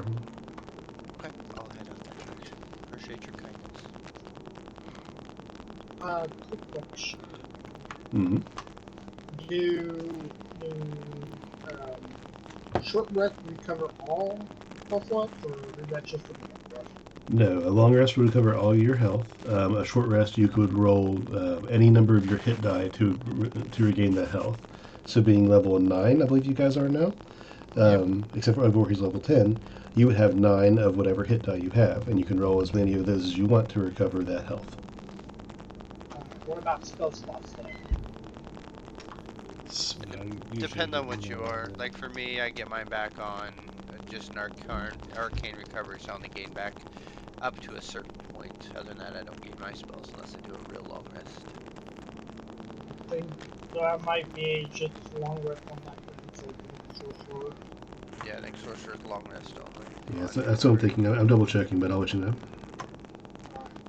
In that case, I'm gonna do a couple of hit dice. Get my back up. I mean, it's probably. Yeah, it's a long rest. You get them all back on a long rest. Alright. Yeah, you get them all back only on long rest. Yeah, you can roll to regain health if you want, and you are relieved of your exhaustion, I will say.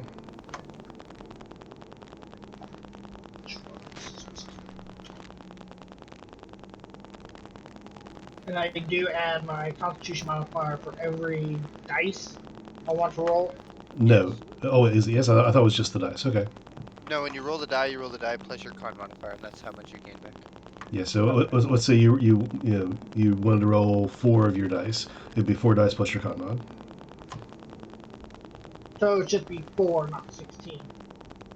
So it's 4 per. Okay, that's what I was trying to figure out. Okay. Yeah, yeah, 4 per die. So like for my example, yeah, exactly. Yeah, there you go. So I'll roll 1 of my die just to show you. But when I roll it, it gives me my D6 plus 1, which is my con modifier. So each one I roll, it always adds my con modifier. I don't need any health back. A 1, 4, 1, 1. Breakfast of champions, my friend. Whoops, that's actually a D4, right? I'll still keep it down. Aren't you a D8? No, D6, I think. I know I'm a D6 as a wizard, I'm not sure I'm a sorcerer. Yeah, D6 is a sorcerer. Then why did you roll D4s? Because I'm an idiot and decided just like, yep, D4. Yeah, so roll D6s if a D6 is your hit die. Okay.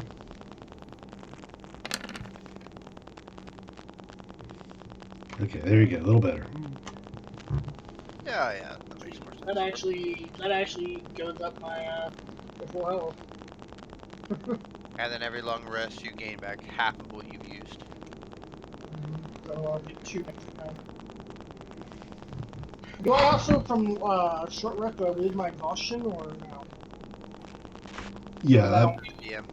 Yeah, I'll say you guys are relieved of your exhaustion. This is a welcoming environment, and you guys are doing nothing but resting and drinking and eating, and in worst case practicing, but nothing exhaustive.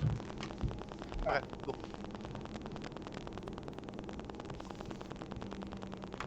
Okay. So going about your individual businesses for the day.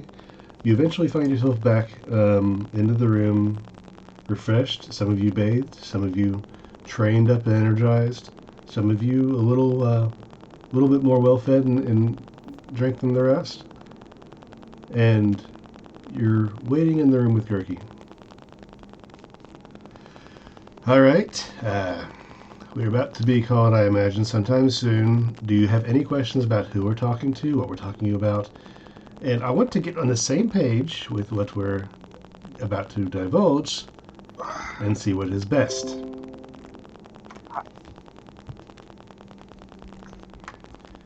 So, as far as I'm aware, we are going to be in the same room with some higher-ups in an organization known as the Secret Peace. For those of you that don't know, they are an organization who does not bow to a government and who does what they want for what they call the greater good. These people are, for the most part, good people, and they're all very important and for most, in different regards, powerful. So I will do most of the talking, unless you are specifically addressed, in which case you will tell them what you know. You are still bound by the contracts to me, so you cannot divulge anything that I have done, said, or anything that might implicate me in any kind of way. So no slapping posteriors in there is what you're saying. It would be best not to, yes, if the urge strikes you. You will most likely get maimed and chained. Oh my! Sounds kinky.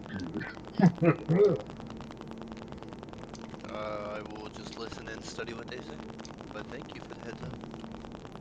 Sure, I do have one question. Is this about the events in Sundown? All right.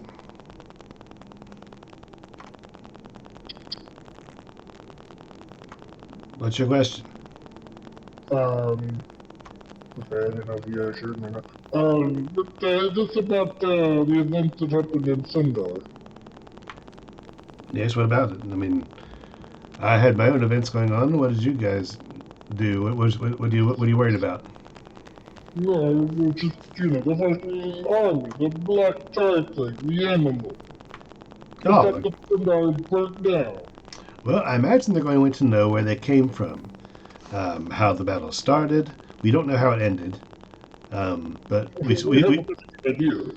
we saw at least a sample of the creatures that were there, and the other elf-like beings that were being all blade happy.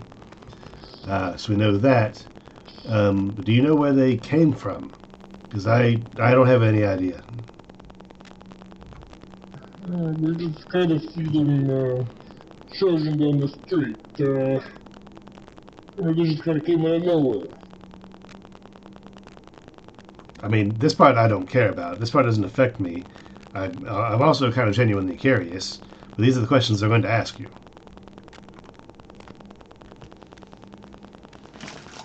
Unfortunately, I don't have the answer. Like I said, they just kind of came out of nowhere. We heard the commotion before we saw them. Gurky checks himself. He kind of dusts himself off and straightens up his tie under his vest and fixes his clothes a little bit. Now, are there any other questions that you have of me before we get called and are escorted down there for whatever happens? He's looking at every individual member now, all of you. Nothing at all. I have done my questions. All right. Well, like I said, I will do most of the talking. You don't have to really say anything unless addressed by me or someone else. We should be there for a dinner, in and out. No big deal. We'll kind of get a little bit of box seat information, as it were, and then we'll figure out what in the world is going on and what our headed is. Because I'm also, while you guys were out, I went and gave Vongran that book that I owed him. He was very eager to receive it. Besides that, our business is concluded here. That was one of the tasks that I had. I received payment and I'll distribute that shortly. But out of here, we have several destinations we will talk about privately later when I know we're not going to be interrupted. And we can pick what our primary objective is. But first we have to deal with this.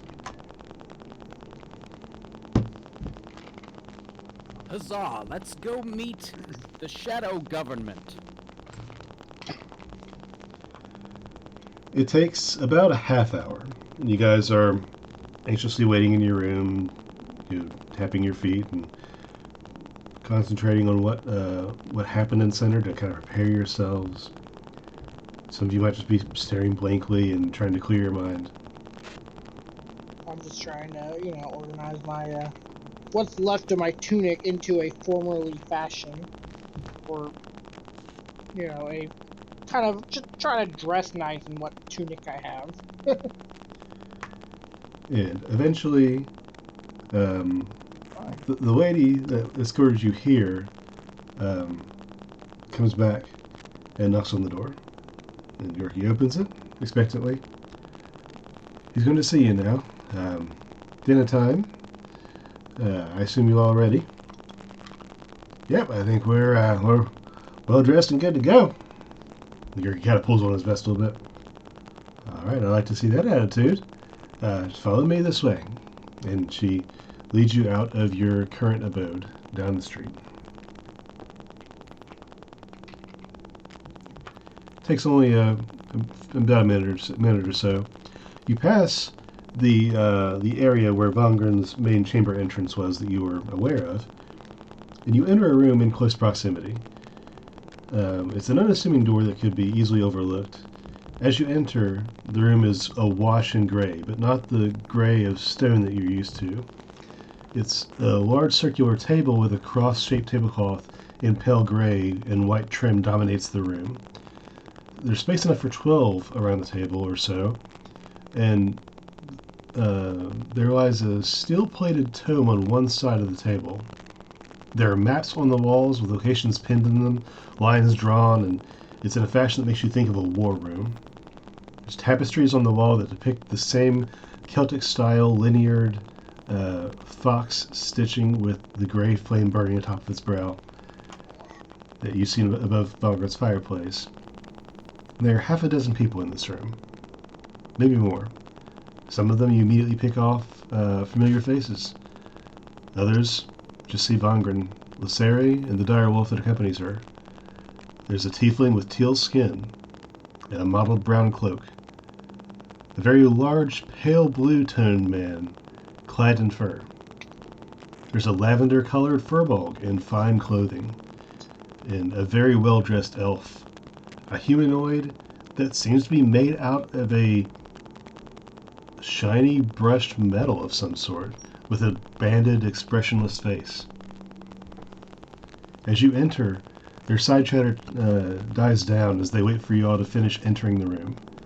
All eyes are on you and your companions. Your small commander, as he enters. Yes, I know. Very impressive. Thank you for having me. Let's not dally then.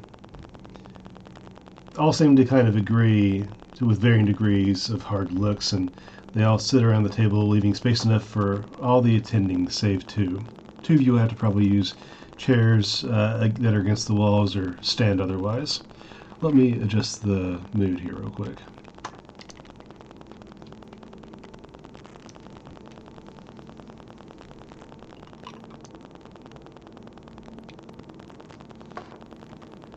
Well, sorry about that. I just forgot to download that picture there onto Roll20. Anyway, moving on.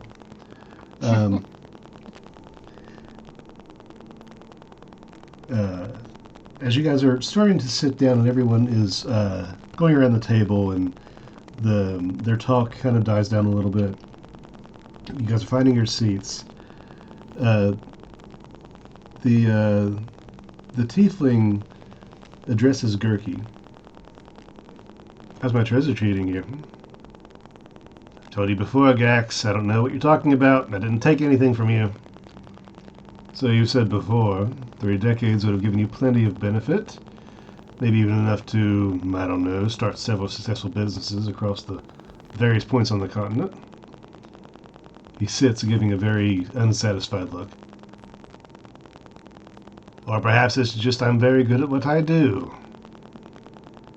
Gerke returns his look as he sits down in his chair, being dwarfed in the depth of the chair, in his small figure. Vongran chimes in. Dwarfed. Say again? We're in Cliff Crag, and he's been dwarfed. Vongran chimes in. We will not discuss personal agreements here or now. Let's have a good conversation. And he turns to where Thursulet is at the door. And some good food. The door is shut almost all the way for a second, then reopened as many dwarves start to march into the room. And they bring in large trays of food. They have many options and bring them all around the table. People begin picking off drinks and plates as the dwarves circle around the table in some sort of delicious parade. There are mugs of amber, goblets of red, glasses of clear liquid, pitchers, bottles. There are plates full of all manner of roasted meats, vegetables, soups, salads. One rotation in particular goes around the rest, carrying a small pile of raw hens. The platter holding the pyramid of poultry is placed directly in front of the black direwolf sitting at the table beside his companion. When the plates make their way around you, you have the options of dishes of seasoned rice with inclusions of brown meat, sandwiches next to pots of a thin brown dipping sauce, something that resembles something that has been breaded and fried, rather. Plates with casseroles and cobblers and rolls, and assortment of fruits. What's everyone grabbing? As I walk in the room, I would have recasted that to see if I can understand everything, just in case anyone tries to change languages. Yasha, very good. I am just grabbing everything I can reach at this point. I am wanting to try all these amazing looking food that I've never seen in my life before. Please pass the beef, Gerke. I can't really reach anything. He's like trying to stand up in his chair and like trying to reach over something and barely able to grab a plate for himself. I must apologize for my lack of a formal attire, since didn't exactly have much time to get some new clothing at Sundar. For Sundar. I message Alfred in his head with my message. Hey, remember, we now speak unless spoken to. Just remember. Udbor, what are you grabbing? Is he still awake? I do not know. He has been very quiet. That's what I was wondering. Ogbor? Ugba, the giant slayer, the bar crusher, are you there? Anthony. See? Okay, well, what is Pelinel doing? And grabbing and boarding. You're just gonna get some soup and salad. Watch Scooby a little bit. Back on the pounds later. Dwarven Kingdom, I'll take a soup and salad, please. Did you Yeah, have just a French super beans? salad. Give me some breadsticks. Never ending. Welcome to the Olive Garden, baby. Breadsticks. All right. Well, I'm you not guys. gonna really eat much. I'm just gonna basically focus on listening and maybe eat a piece of bread or something. I'm more interested in finding out facts. As the feasting begins, you take occasions to look up and make some observations. The wolf is very politely eating one chicken at a time at a steady pace while looking around the room, only placing a paw on the table to help maneuver the chicken if he has a piece that would be particularly difficult. Gerke nibbles on a small piece of quiche. The tiefling is tucking into a bowl of mushroom soup, but is still giving Gerke the occasional hard look. Almost forgotten, it seems, the dwarf comes over to the automaton and places a bowl of black liquid in front of him. And a plate setting that includes a spoon and a fresh cloth. After a moment, the metallic figure begins saying, "It was very kind of your people to think of me, and I would believe this to be a good guess if I were in the same situation." As he lifts up the thick oil in the spoon and pours it back into the bowl gently. "But I do not consume. It's quite all right, though. I will probably have use for this later."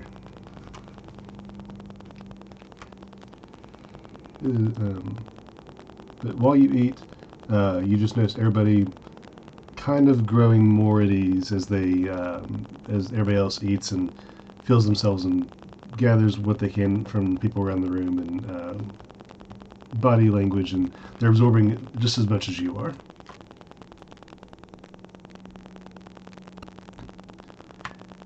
After some time, Do I notice anyone like trying to speak in different languages to somebody else, trying to make like side conversation that's obvious?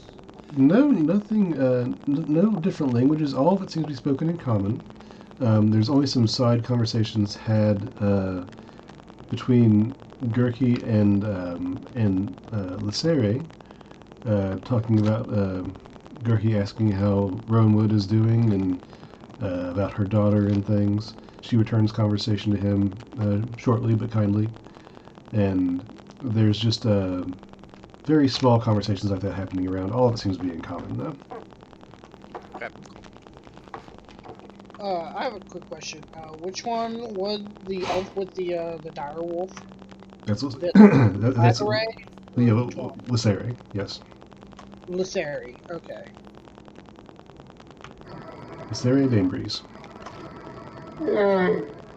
Forgive me, Nicky Lazari. I was curious about your direwolf. I was curious on how you attained and managed to train such a beautiful wolf.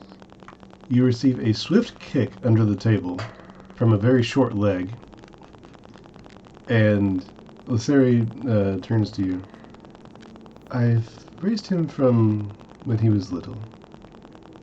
I found him in the Rowanwood, and we've been close ever since."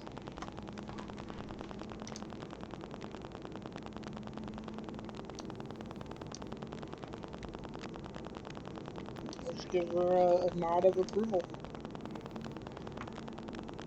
And an evil look at Gurki. After a little bit more time, Vongran stands and clears his throat. "I, Vongran Whettlestone, call this meeting of the Secret Peace to order. I must first ask that all non-typical members, specifically Gurkvart and Company, place a hand on the Book of Silence before you and repeat after me." And Gurki then, as requested, leans forward and places one of his little paws on the steel-plated book in front of him. Do all of you follow? Yeah. Yes. Yeah. Ugbor's passed out in the Yeah. What? He's T-posing. Vongran says, "I will speak not about the contents of this meeting. To those outside of this room at the consequence of silence." And you guys are repeating? Yeah, I'll repeat. After that, he sits back down and you all take cue to do the same thing. "To establish quorum and for the sake of familiarity, let us state our names and titles. I am Vongran Whettlestone, Secret Keeper for the Secret Peace." The humanoid beside him, who is the iron-clad individual, "I am called E7. I am a Secret Keeper of the Secret Peace." The verbal down from him says, "I am Roneless, Secret Keeper for the Secret Peace." Down from him, the tiefling speaks, "I am Henneke Gax, Scout for the Secret Peace." The blue, very large figure next to Henneke says, "Oh, hi there. I'm Wordstrong. That's AAM for those confused on the spelling. I know some people are particular. Yeah. I am a secret keeper. Or I'm sorry. I'm a peacekeeper for the secret peace. And then the elf announces herself. Visery and Torin Bainbreeze. Our family guards the Rowanwood Forest and holds a seat on the Elven Council. We are affiliates, and she looks to Vongran, who nods, of the secret peace.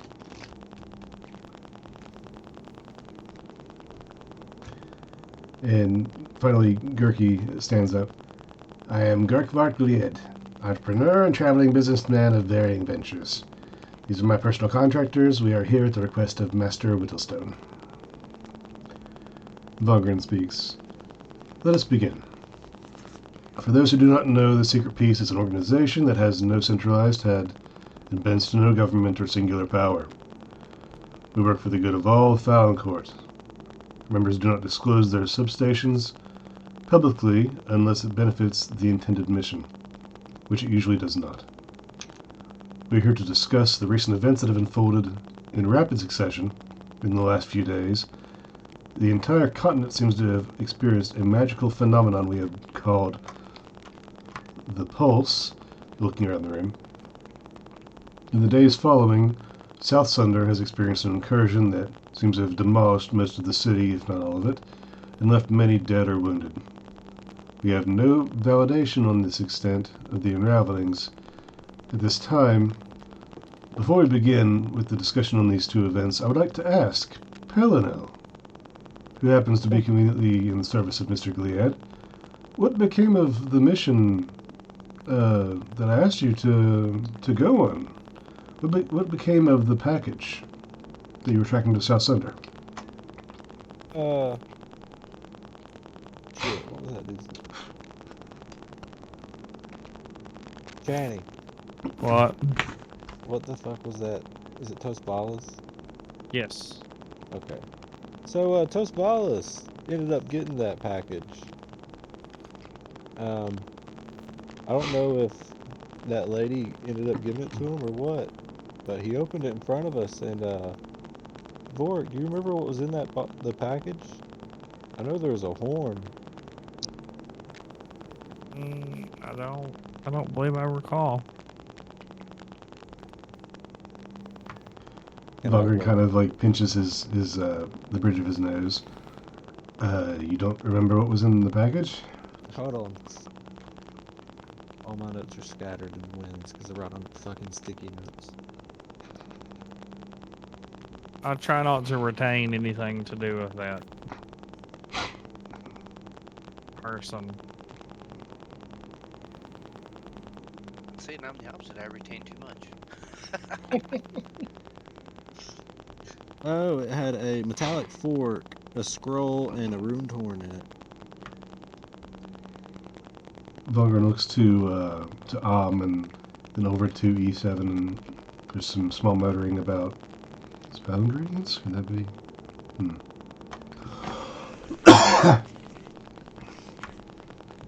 Then, after a brief pause, okay, so this is, at least was, in the care of Tos Vavas, the leader of the Indulgence Pillar, I believe, yes? Yeah, I think so. I know our friend here had some dealings with him. He kind of rough-armed us into a spot for a minute. And what became of the contents? Do you know of anything else that happened to it? Was anything done with them? Not that we're aware of. Well, Okay, well, that out of the way. Moving on to the secondary item, the pulse. When I've determined, based on reports received from scouts, Lady Bainbreeze, and other personal accounts. Lady Bainbreeze, could you speak on what you've seen on this? What I have seen is that all humanoids and some creatures in the Rowanwood area felt the event at roughly the same time, but the elves and others have experienced a different feeling than other beings. All the elves we've spoken to, myself included, seem to know that this was a sign of something important having come to pass, but no literature, memory, or study serves to verify this. I will hold his hand up again. Lissari will stop talking and Vongran will say yes. So I also I kind of asked Saloon about that, and she gave me some very cryptic little saying, because I asked her what the rumbling meant, and she said it was a presentation of a forgotten past arising.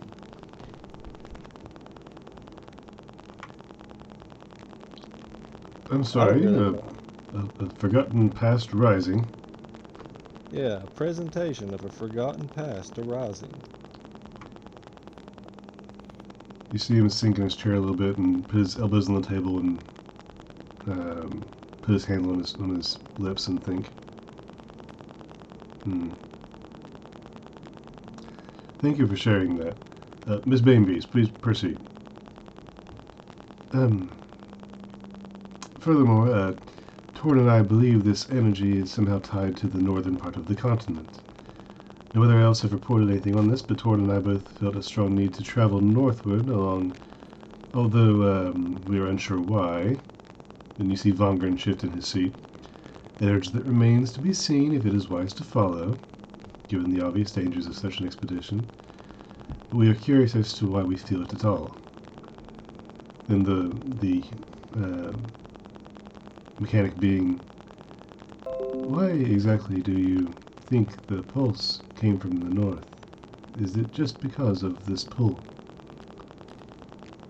Given our unique perspective, Vlisari and the direwolf look to each other and then away. We experienced the pulse twice. Once right before the other, and Torn was standing further north than I was, and he felt it half a breath before I did. Whatever it was, it came from the north. Vongran then looks to the Furbolg. What about the Empire? People of the Empire have also felt a similar experience. Emperor Adelcaster has a statement issued that this event was a protective measure distributed by the Key Rin. Any questions were met with generic statements of dismissal. We know this to be a falsehood distributed in an attempt to calm the general public. If elves have felt a specific way about it, they've not made their feelings clear in Lakra, probably for reasons dealing with their perception by the Emperor. And Vongran goes back to saying, can anyone draw a conclusion from these details? Anyone? Have any thoughts on how these might be connected or not connected? Any points, direction, any thoughts? The table is open.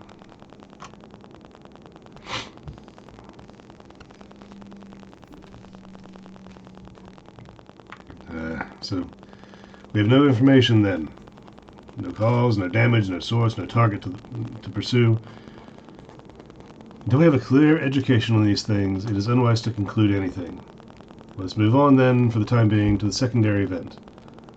I forgot I was muted. I kind of whisper over next to whoever I'm sitting by. I was like, wasn't there someone, like a leader or something, next to a Minotaur?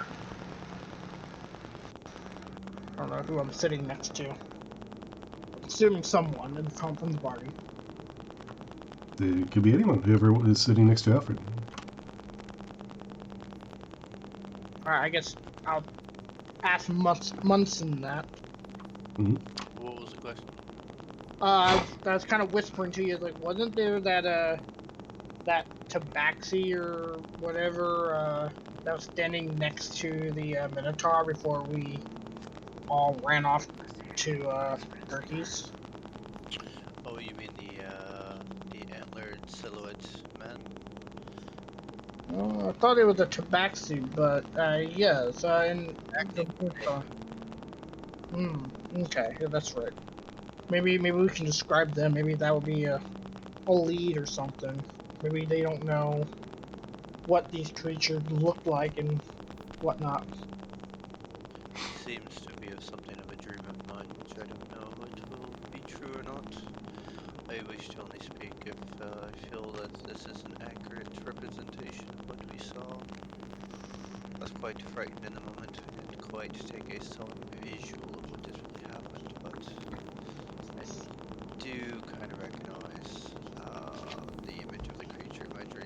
much what was seen in front of me. Do you remember what creature that is? It seemed like almost like a stag, standing man. But I can stand up, I guess. I can see if it will help. Yes, that might help them figure at least a lead. Yeah, so Munson, instead of raising his hand, he'll just stand up, because, well, he doesn't really care about proper etiquette at the moment. Okay. I wish to add something in which we saw in South Sunder. My name is Munson. I'm a Vidalcan. I was born and raised in Sunder. So this happened with a leader in my mind that I've had vision of, in which we did see him lead this battle of Sunder as it was demolished by these people. From my visual point, it was a silhouette of a robed figure with glowing eyes and horns, that of a stag that were on top of it, and he was leading these various creatures throughout our land, commanding them to basically go after those that are alive and moving and destroy everything in its way. It was quite disturbing, if not, I might add. So you've had premonitions of this? Not of Sunder, of maybe a different area, but in my premonition dreams, horror, nightmares, whatever you want to call them, I have seen my group of people, the large furball Kyo, the orc Ugbar, and I've seen Bork and this dragonborn of mine stand next to me. In my horror dreams of what this has come to mind, has proven to show me that this is going to need to be defeated by a reputable group, in which, in my dreams, us six stand upon the creature and its enemies, in which we, at the end, defeat them. The group is silent for a moment. I have dreamed this for over 10 years, and have yet to find anyone to help me until now. That is oddly specific, but I appreciate your input. Does anyone else from Mr. Gliad's group wish to speak on what happened in the city in detail? Anything that you do not say, we do not know. Can you please tell us any details that you happened, where the people were attacked from, what were they attacked by? How many people did you see fall? Where were the guards? I kind of stand up as well. My name's Alfred.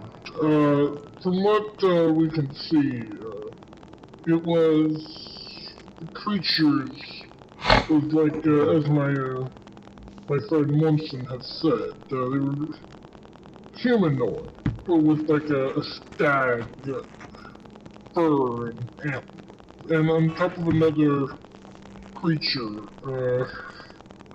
I'm not quite sure what it was. It was just a mass of black, oily,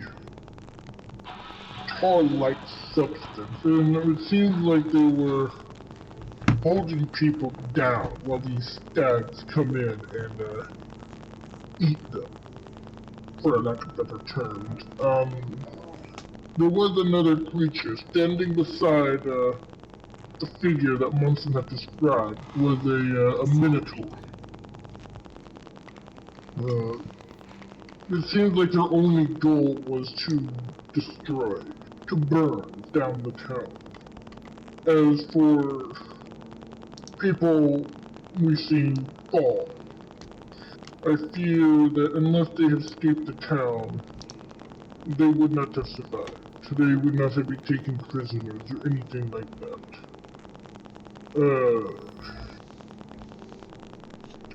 It was... I fear that the town is no more. Really nothing left. As for the town guards, I don't remember seeing any. They could have been still on the wall of the city, and they could have popped up somewhere inside. But all I know is they attacked fast and they hit hard. Was Pelno about to say something? No, no. Okay. Gurki stands up after Alfred and says, I saw several guards try and fight these things, and one after another they fell. They were eaten alive by these antlered beasts, being held by the oily creatures, and I was able to elude them for just a short time by keeping my head down, but eventually I had to raise my gates to let my contractors in. I saw many people flee, and from what I could tell, the incursion began on the east of the city. There were spells flying overhead from east to west. I don't know the specific point of origin. Vongran thinks for a moment. Everybody seems to wait on his reply. Didn't, I'll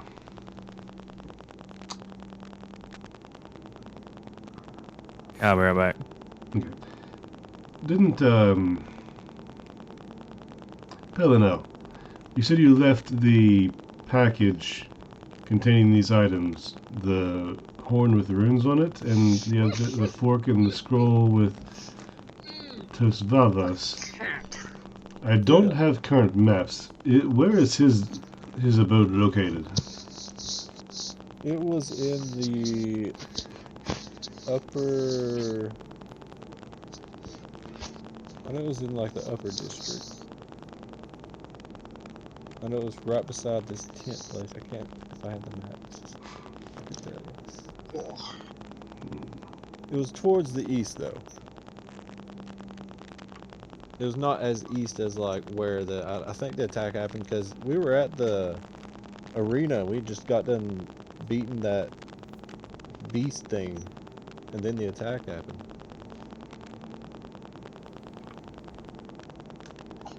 So you're saying, and Vongran stands up, that a package from a mysterious, likely evil source was traced there, given to somebody of malrepute, and then inside of the walled city of South Sunder, monsters started spawning from the general direction from the contents of this package. Am I understanding you correctly?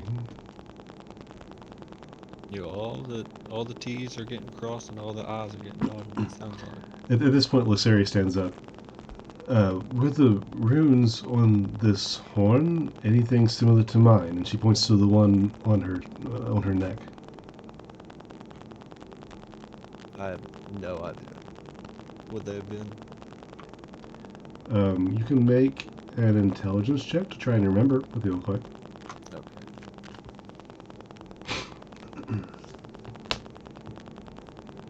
Or I'll get 13. 13. It's really hard to tell. The ones you saw were so far away and you were running so fast that they looked barely more than scribbles to you. I didn't retain that much, I'm afraid of it. Well, that's a shame. Okay. Thank you.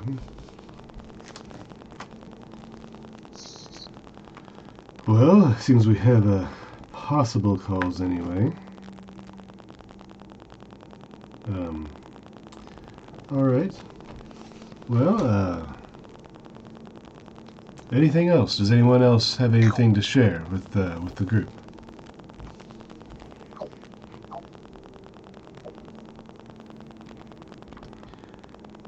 Well, I mean, for myself, I was preparing to close my shop for the day. This happened at the conclusion of the Contest of Beasts. And I was not one wanting to be frequented by drunkards post-game. The shops were the first things that I noticed, but shortly after that there was shouting and spells, crashing fires. It all happened kind of quickly. But I think that's all I really have to share that I can think of. Many people fled by sea, but I'm not sure how far they got. And Vongran mentions, yes, I have one scout in Sunder who's not replying to messages. It's very likely he's not replying for a reason. I kind of raised my hand real quick. Yes. If possible, after I have recovered a little bit, I could potentially be able to get to South Thunder via my dimension door and come back quickly. It's just to kind of get you a scouting report of sorts for the town. Could you do that now? Give me a second to double check. I don't think I actually have the spell slots for it.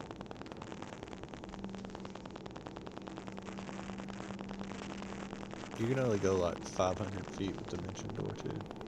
Oh, can I? I thought it was as long as I can like view the picture it or something. No, Yep, it's 500 500 feet. feet.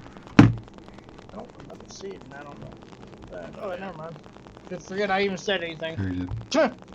I legitimately thought I didn't even see there was a range. I just knew it was like 200 feet or 250 feet in the air or 200 feet, 50 feet down under. But I didn't know. Yeah, you just have to be within 500 feet. Alright, never mind. Yeah, just forget I even said anything. I appreciate the excitement, the involvement. Vongran turns to the Furbolg. What do you think Adelcaster will do once he hears about this?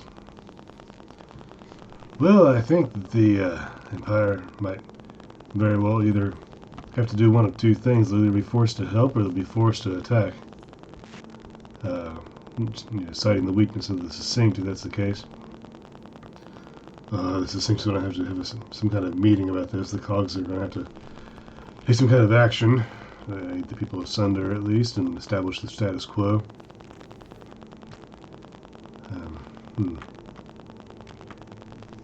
I'm back. Well,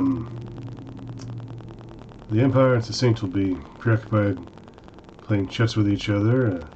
The Secret Peace, I think our forces will be busier than ever trying to help those that they can reach and communicating what is sure to be political moves.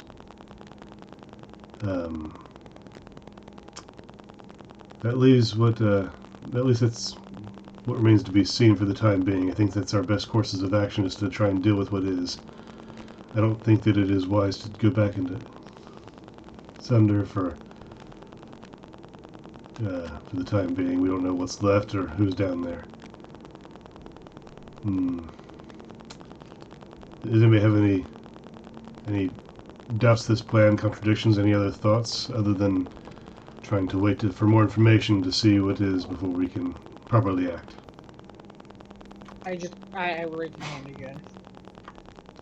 Yes, please. Is this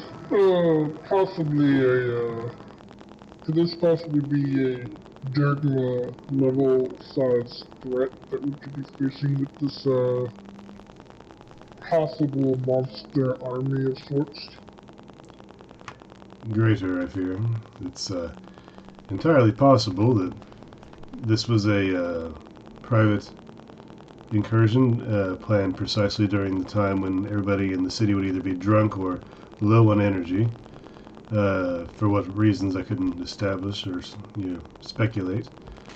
It's also likely that this is a large-scale operation that means to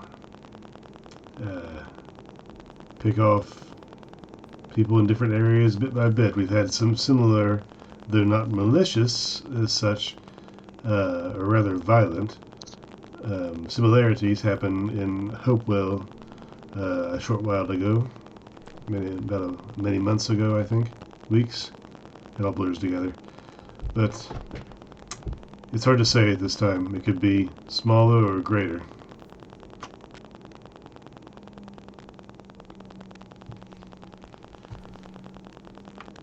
The robotic person says, I can construct more housing for those that need replacement, but of course I will require materials. And this offer does not extend to everyone, just those that truly have nowhere else to go. Oh, and I will, I'll do my best to travel down to different points across the Succinct, specifically around the Bayside area, to see about scrounging up any people that might have gotten out of there by boat or otherwise. And Lysari speaks up. We will return to the Rowanwood and begin making preparations for a meeting of the Succinct. I'm sure the Elven Council will be glad to host the meeting in Rowanwood now that Sunder has fallen, if that would appease everyone. Vongran says, for now, I think that's our best course of action until more uncovers. We'll all be in contact should any of you have newsworthy information worth sharing. Vongran stands up. Peace at all costs. And the group all stands up and repeats the message in unison, all but Gurki in your group. And then, after that, people begin to file out.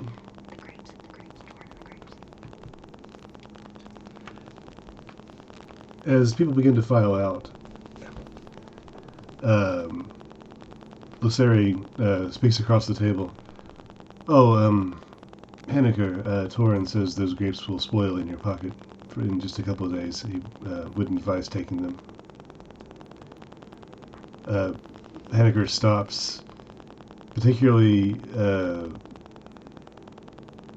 you're not sure what the emotion he's experiencing is, but he stops in his tracks, turns around, gives her a look of curiosity, then takes a small handful of grapes out of his pocket, extends his hand straight out, and then drops them on the table. And then turns and leaves.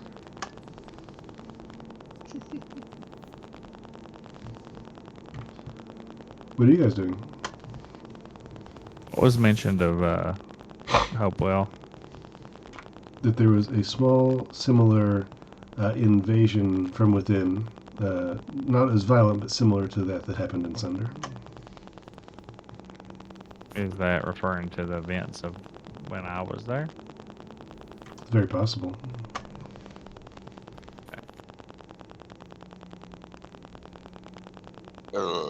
Excuse me.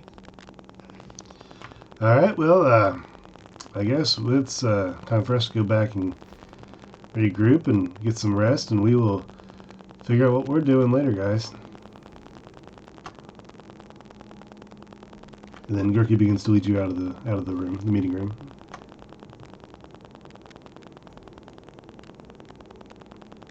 Well, that was quite social.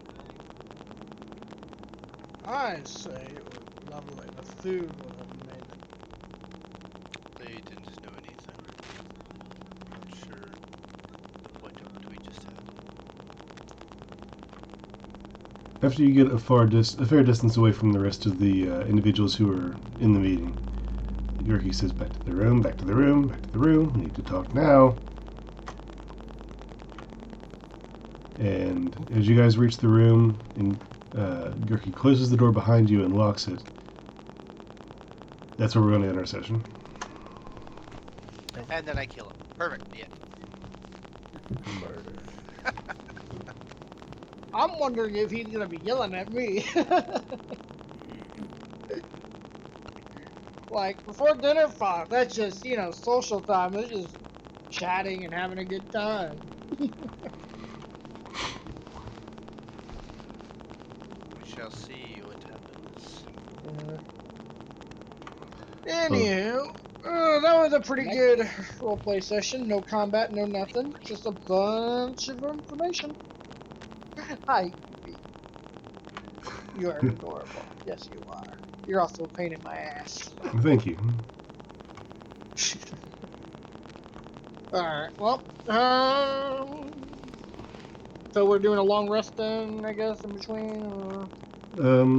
No, you haven't had a long rest yet. No, you've just gotten back to the room. Ah, that's right. That's right.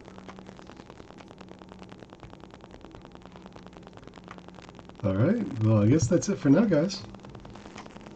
Alright, man, Well- it was good. It was, like I said, very informational. We'll see what Kirky has to say, and hopefully, our other player will not pass out on us. Mm-hmm. Yeah, he'll catch up. He's pulling an Alfred. Clint has plenty of Oh. paperwork to look under. Yeah, he told me that he had to. He forgot that one of his friends' birthdays was today, so he took him out for a drink and then came back. Yeah. Alright, well, the cool thing is that I gotta prepare for tomorrow's session 1 of another D&D campaign.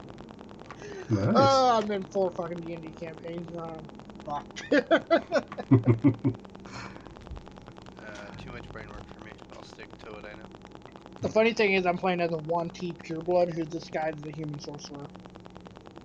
There you go. So, should be fun. Alright, guys, everyone have a good night. I'll see you again. You too, have a good one. See you guys See in ya. chat. Adios, guys.